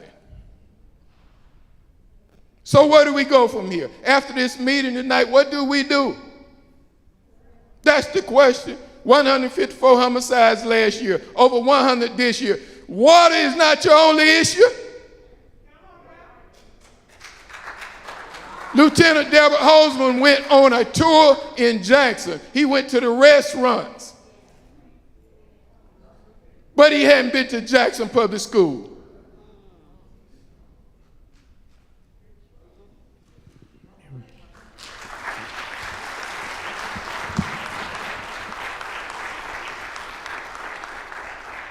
Yes, Hello, sir. Mayor. I know you remember this face. I do, brother. The water. And we are here to help you.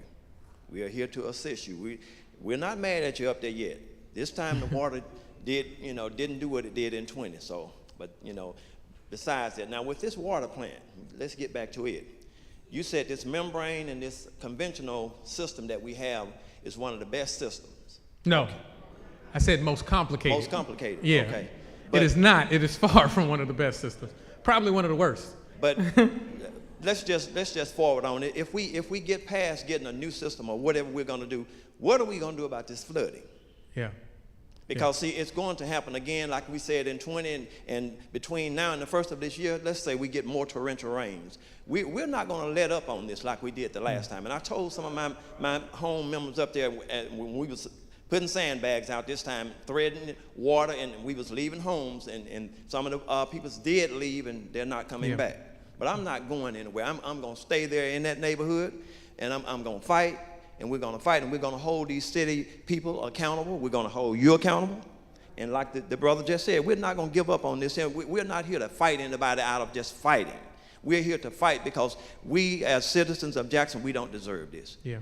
That lady doesn't deserve what she went through. And to make her story true, I went through there to pick up some water Sunday morning to take to some of my elderly members. Guess what two of the guys said to me? When he was throwing the water in the car, he says, he made a comment about, I simply asked him, I said, y'all having a good morning? Guess what he said? He said, hell no. And then I said, come again? Because I pulled my car to the side, and I got out then. I said, come again, and guess what he told me? He said, I said, have a blessed day. I said, I thought that's what you said. Yeah. I thought that's what you said. Because you didn't want to mess with this preacher right here, because you was gonna see something you didn't want to see. Yeah. But to make a long story short, here's the thing. People, when we get ready to go to the polls, and you said it earlier, you don't own this mayorship. You're just here now. We know you inherited a lot, and they're trying to make it look like you are the fault and the cause of it. And tonight, I'm going to say it like this. Where is our governor, Mr. Calhoun? Where is he? Where is he? And you all need to stop all of this vigorous fighting down there. The city council can't get along.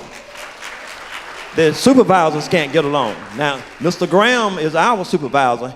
That when the floods came in 20, he was somewhere in Vegas or somewhere out in California. This time he was here. But I'm here to let y'all know, we are tired of all of this here. You citizens, learn how to go to the polls. Learn how to vote. Know what's on these people's platform. They can tell you anything. They come to our churches and our services and they walk in and lie to you and buy your votes then, and you don't see them no more till the next election. It's time out for this here. And this young man, this gentleman right here, I hope you listen to what he said, because what's wrong with a lot of our leaders' problems is they don't listen. They don't listen to what's here. They don't even see, because as long as it's not affecting them, they have running waters. They can lie in a clean, comfortable bed. They can stay behind a gated community and don't have to worry about nobody doing anything to them. And we talk about all these issues. Let's get this here O.B. Curtis water system back on track. If we have to get a new one, let's get them. And if memory serves me correctly, I think I heard our president say he was in support of whatever we need down here. Did he not say that? Whatever we are in need of, he is here to support us. Let's stop all this in camaraderie and this fight and trying to decide who's better than who. It gets us nowhere. It gets us nowhere. And too many times we look up, they're fighting against this, and it doesn't make any sense. Nothing gets done. Now, Mayor, I want you to know, if you stay the course, do what you can do as a mayor. Now, you do have some clout to do what you need to do. Do what you can do. We're going to help you. Now, I'm not going to say here to stand here and say we're going to give you an A for what you've already done or what has already happened. But from this point on out, with this water system, first and foremost, we're going to help you with it. We're going to be there for you. And when it comes to this flood system, I heard the mayor down in Monticello said, after Roger Wicker and you told us up there, remember when y'all got out of the vehicle and you told this problem can be fixed. We're going like, yes, it can be fixed. It should have been fixed a long time ago. She has the audacity to say that the city of Jackson cannot mess up their home frame down there. And if we do anything with this water plan or this water plan that you all have about these lakes, it's going to affect their clientele down there. Now, here's the thing of it is, she says she was surprised that Wicker would even recommend something like this. But here's the thing, the water comes off of the Pearl River system way up north up there and comes down into the reservoir.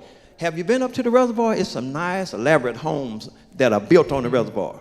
Now, we don't want to talk about these things, but that's what happened. They don't want them flooded out, but they want to send all this water down here. Now, I fish up there a lot, and I know what's up there.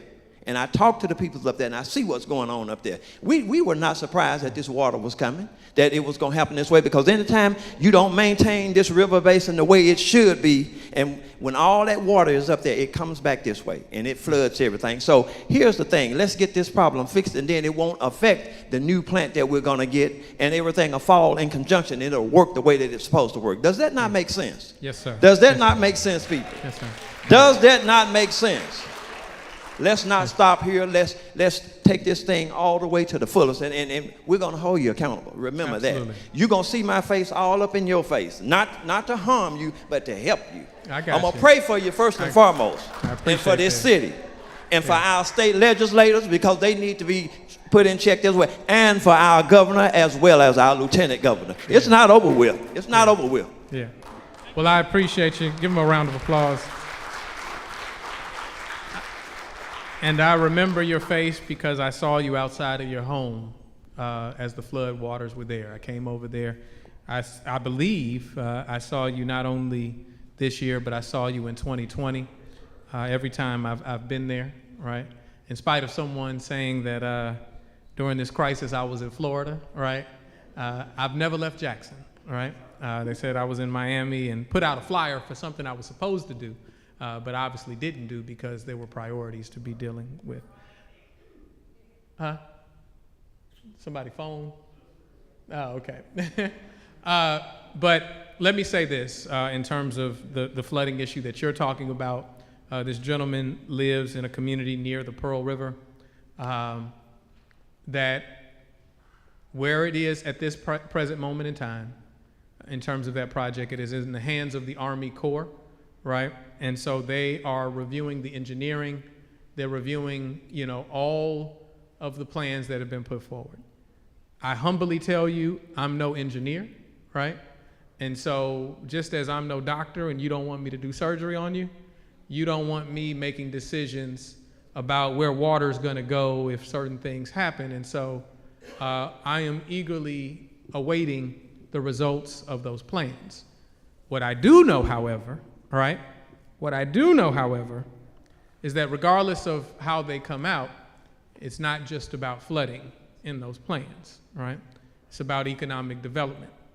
And so my position that I said when I ran about 6 years ago now remains unchanged, and that is, if it don't pay, we won't play, all right? And that means that it has to pay for Jackson, and that's something that I'm centered on, okay? Yes. Yes, I am here concerning the water also. First of all, I went to the water department to pay my water bill, but in the corner, I read 2 little white sheets said from Mississippi Department of Human Services. And it said that if you were low income, could not pay your bill, don't worry about it. Fill out some paper and you will get a deduction. So I told several senior citizens about it. And they said, no, that's not true. Because when I went, they told me they're gonna cut my water off. So why isn't our senior citizens and low-income families not told that they can get their bills reduced?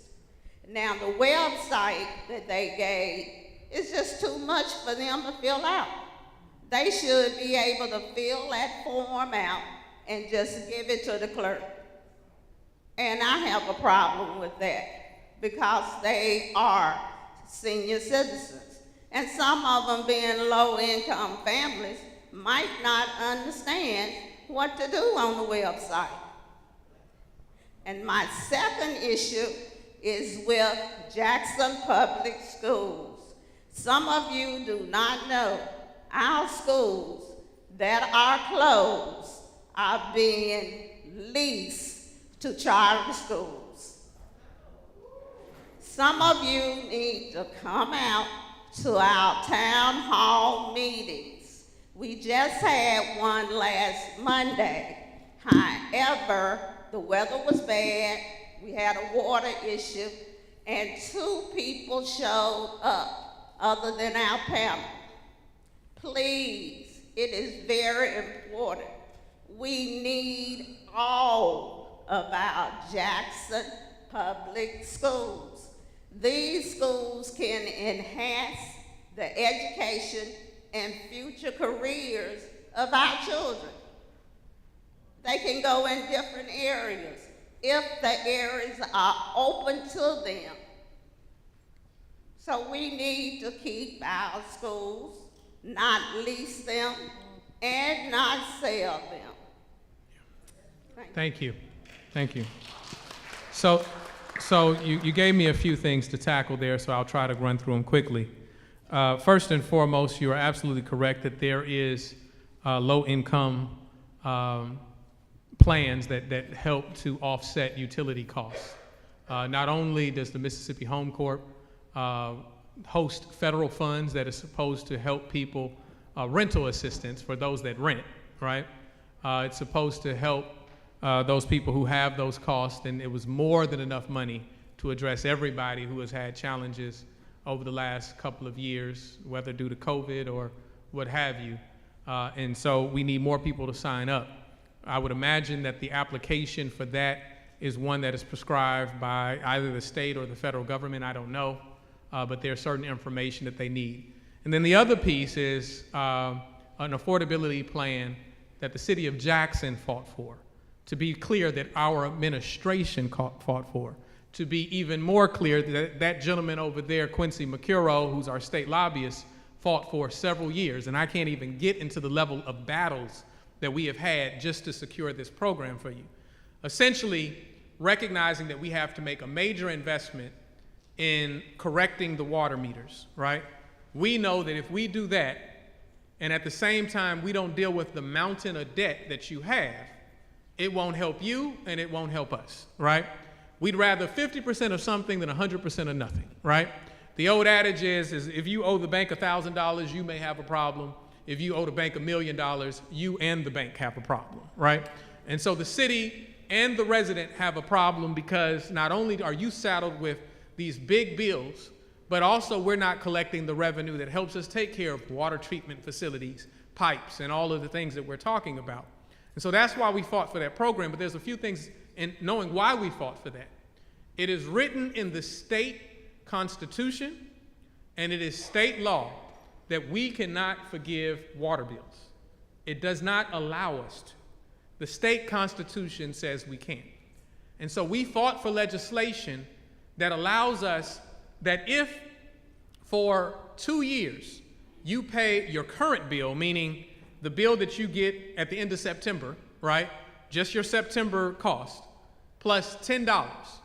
If you do that, I thought that it said for a year. Dr. Omari said that it was for 2 years, but let's go with the 2-year number.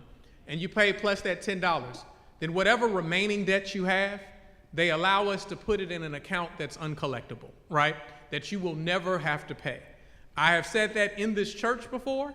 I've said it at other community meetings before. That is the plan.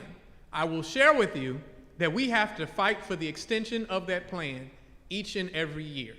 So we need you to sign up, and we need you to hold people accountable in the legislature to make certain that it protects that so that you aren't continued to be saddled with that debt, right? We're working, and I don't want to go into too many specifics, we're working on the customer service component and the challenge at the water treatment facility. We're also working on how we ensure that our water billing department, we're also working on consistency that we don't have to shut down so much there. That's all I'll say about that. And then our schools. Most of what you're talking about are things that have been passed through state law. The reason that our school districts are leasing out to charter schools is because there was a state law passed that says if you close a public school, you have to give the first right of refusal to a charter school, right? And it's another example, right? And this isn't aimed at any particular charter school. I hadn't been able to review certain schools, so that's not what I'm talking about. But it is something that we have to be concerned how frequently public coffers are robbed, to fund other things. That's the conversation we've been having in different forums today. Whether we're talking about our water treatment facility and who operates it, whether we're talking about our school district that was under the threat of state takeover a few years ago, or whether we're talking about an airport that there's an effort to take it. There is consistency in what is taking place. We just have to be vigilant enough to pay attention. There is consistency in what is taking place. We just have to be vigilant enough to pay attention. We have 2 more questions. Okay. 2 more questions. Good evening, everyone. Good evening. Mr. Mayor, I would like to say thank you for your service. I don't think we give leadership enough credit for what you all are doing. I appreciate it. Behind the scene, in the media. I don't think we give you all enough credit. But I'm here to charge the citizens. We go out to vote, and it's a shame that this church isn't packed. That's what I said. For 150,000 plus citizen in the city of Jackson, we should be standing on the outside of this church if this is a concern. So the same people that's here, because I invited quite a few people, we are the people that's arguing the fact of the matter. We're proving point. We're the people that are coming out to the meeting. We're hearing the facts, and we're having to go back to the people that don't show up, and we're trying to argue what is true and what they should come out to do. Now, I'm a military veteran. I just retired a little over a year ago with 20 plus years in, and I decided to stay. I came here by way of the military to stay in Jackson and make this my retirement home. I love Jackson. People say it's crime, it's all of this. I run almost, well, I ain't gonna say this too loud. I run almost every street. I run with protection, but I run, I do.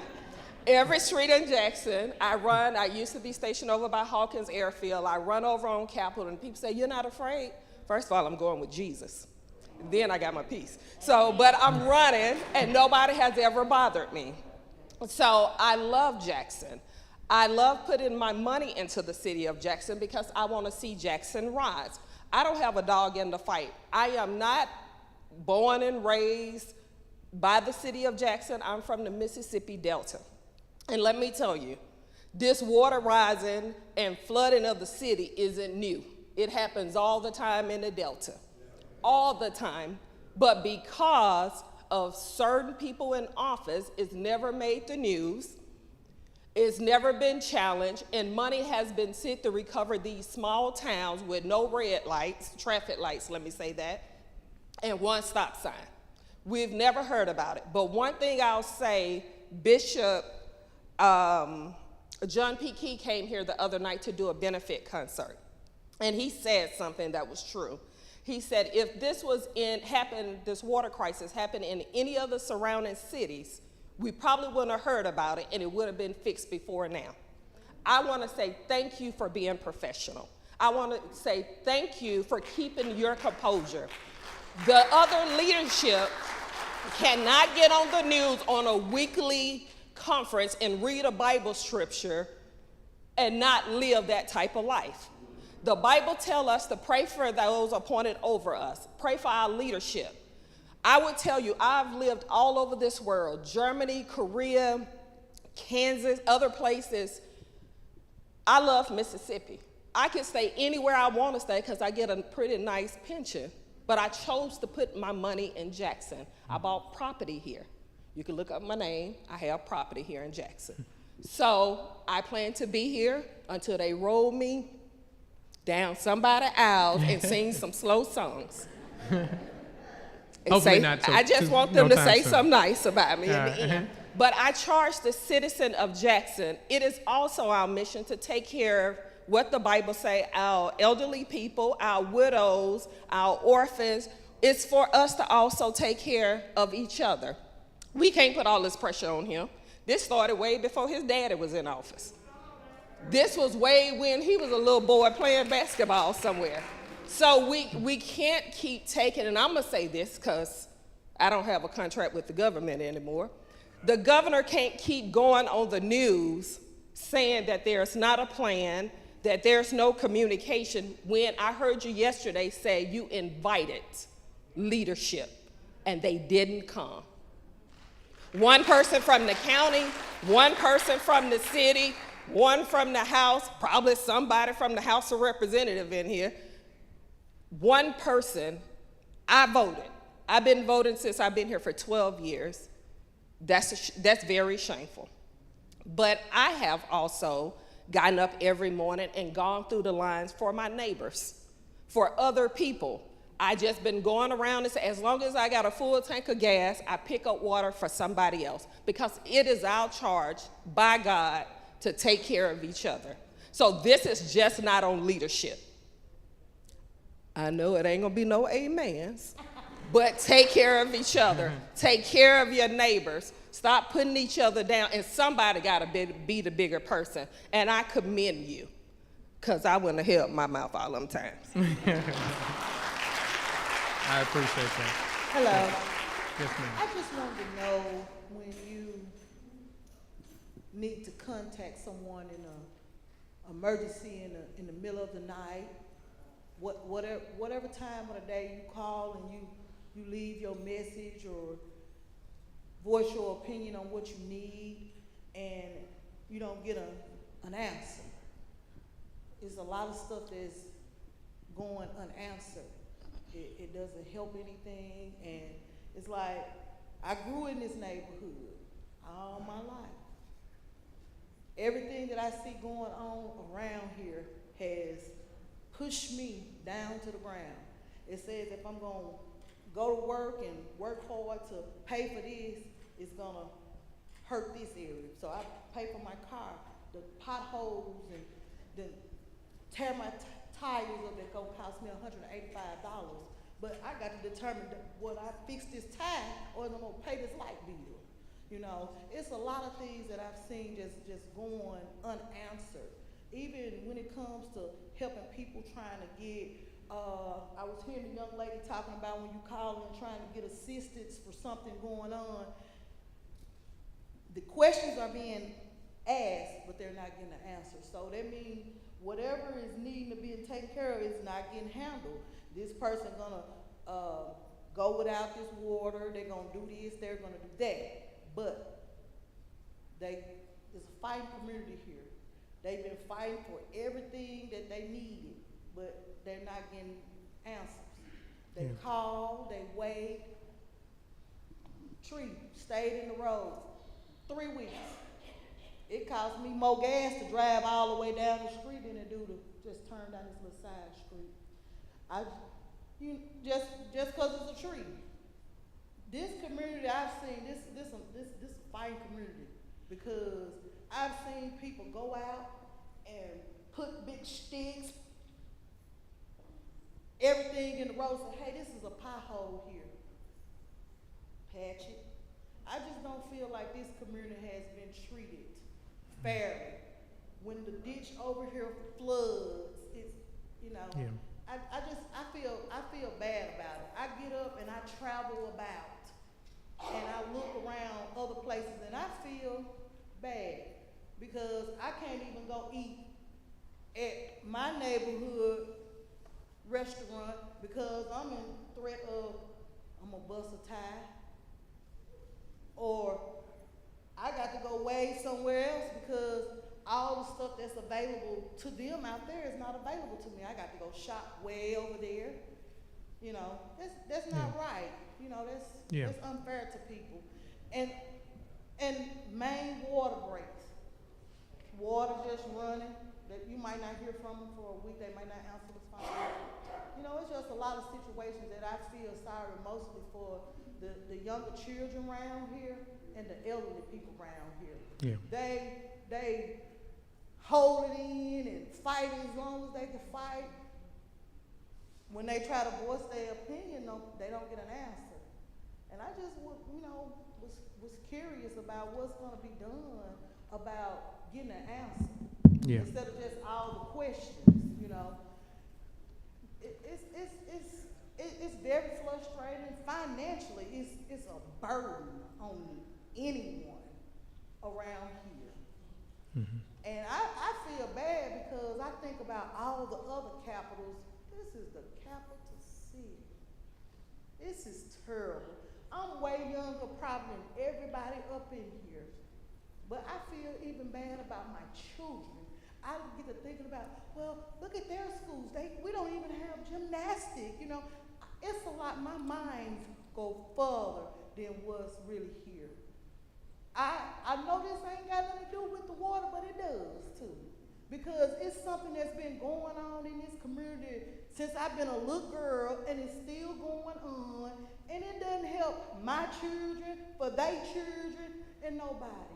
You know, I just would like them to, you know, fix the things, and the crime wouldn't be as bad. I mean, you could kick a dog so many times, so, you know, he gonna, right, you know, so I'm just really asking, because I feel sorry, I feel bad, because it's some people around here that I would go around and personally try to help them do anything.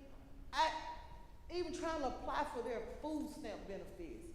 Go there, I put my name there as a representative to speak with them. I went there, I had to call the news. You get an appointment, they say they're gonna call you. They don't call you, but next week you get a letter saying you missed your appointment. That's backwards. That's not right. That's not fair to the community. You know, I'm thankful for being able to have places to go pick up water. Ma'am, I'm sorry that happened to you, because there is no way you have to be treated like that. Yeah. But I just want to know give us some numbers so that we can get some answers and not have all the questions. Well, your question was pretty expansive, right? And so the best number that I can give you right now is to get you with constituent services so that we can look at the various. She's right there. She can give you her number, Wanda Smith, right there.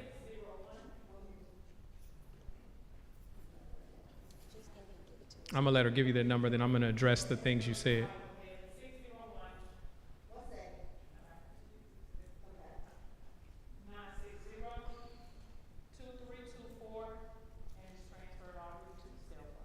Yeah. Let me say this. The simple answer to your question is this. You have a city where our needs exceed our ability to pay for them. That is the reality. Now, that doesn't mean that I rest in that. That doesn't mean that I just accept that as the reality. I'm telling you that I'm working each and every day. The reason that I stand here before you, and somebody talked about listening to you, right? No one listens, right? I had a slogan when I ran the first time. I said, when I become mayor, you become mayor. That doesn't only mean that things like the trash conversation, that I want to hear what you have to say in terms of the solution. That also means that I know that I'm supposed to be held accountable, where I listen to you and hear, the issues that you're dealing with. Now, the truth is, I'm not smart enough. I'm not capable enough. I don't have the team around me enough to deal with all of Jackson's challenges, right? I believe in collective genius. I believe that we're smarter together than we are independent of one another, right? And so these solutions require effort from you too, right?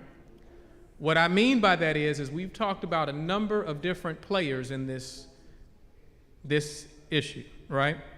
And I need you to help me hold them accountable as well, to make sure that they're working with me, to make certain that we're addressing those issues. Part of our responsibility when we talk about those public work issues, like that pothole, like the fact that your water is out, whether the ditches are clean, is about a revenue challenge. And so part of my work to help fix that is trying to repair the financial challenge that we have, right? Just as, in our houses, if we lose some of our revenue, things start to go down in our houses, there's less things that we can repair, less things that we can address. This is a big house, right?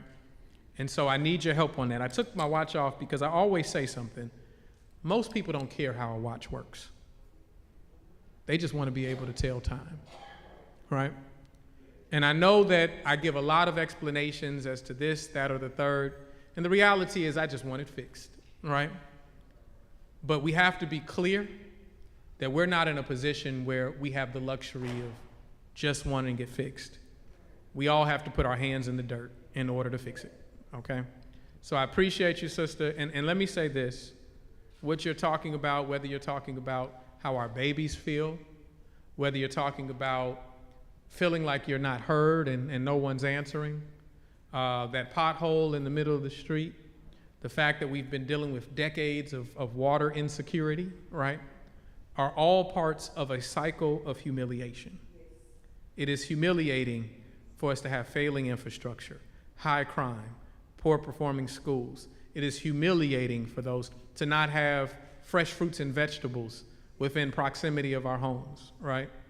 And so everything that we have to do together has to be about restoring dignity. That is why we said we want to bring a dignity economy to Jackson. What that means, that's not just pretty language. That means that our goals, while we want the corporations that the brother talked about, it isn't just about that, right? When we look at GDP or the stock market as a nation, that isn't my metric for success. You can't tell me that the economy is doing well when we're still at the bottom in Mississippi because we don't feel it good or bad. We just always feel the bottom, right? It has to be about what we call sustainable development goals.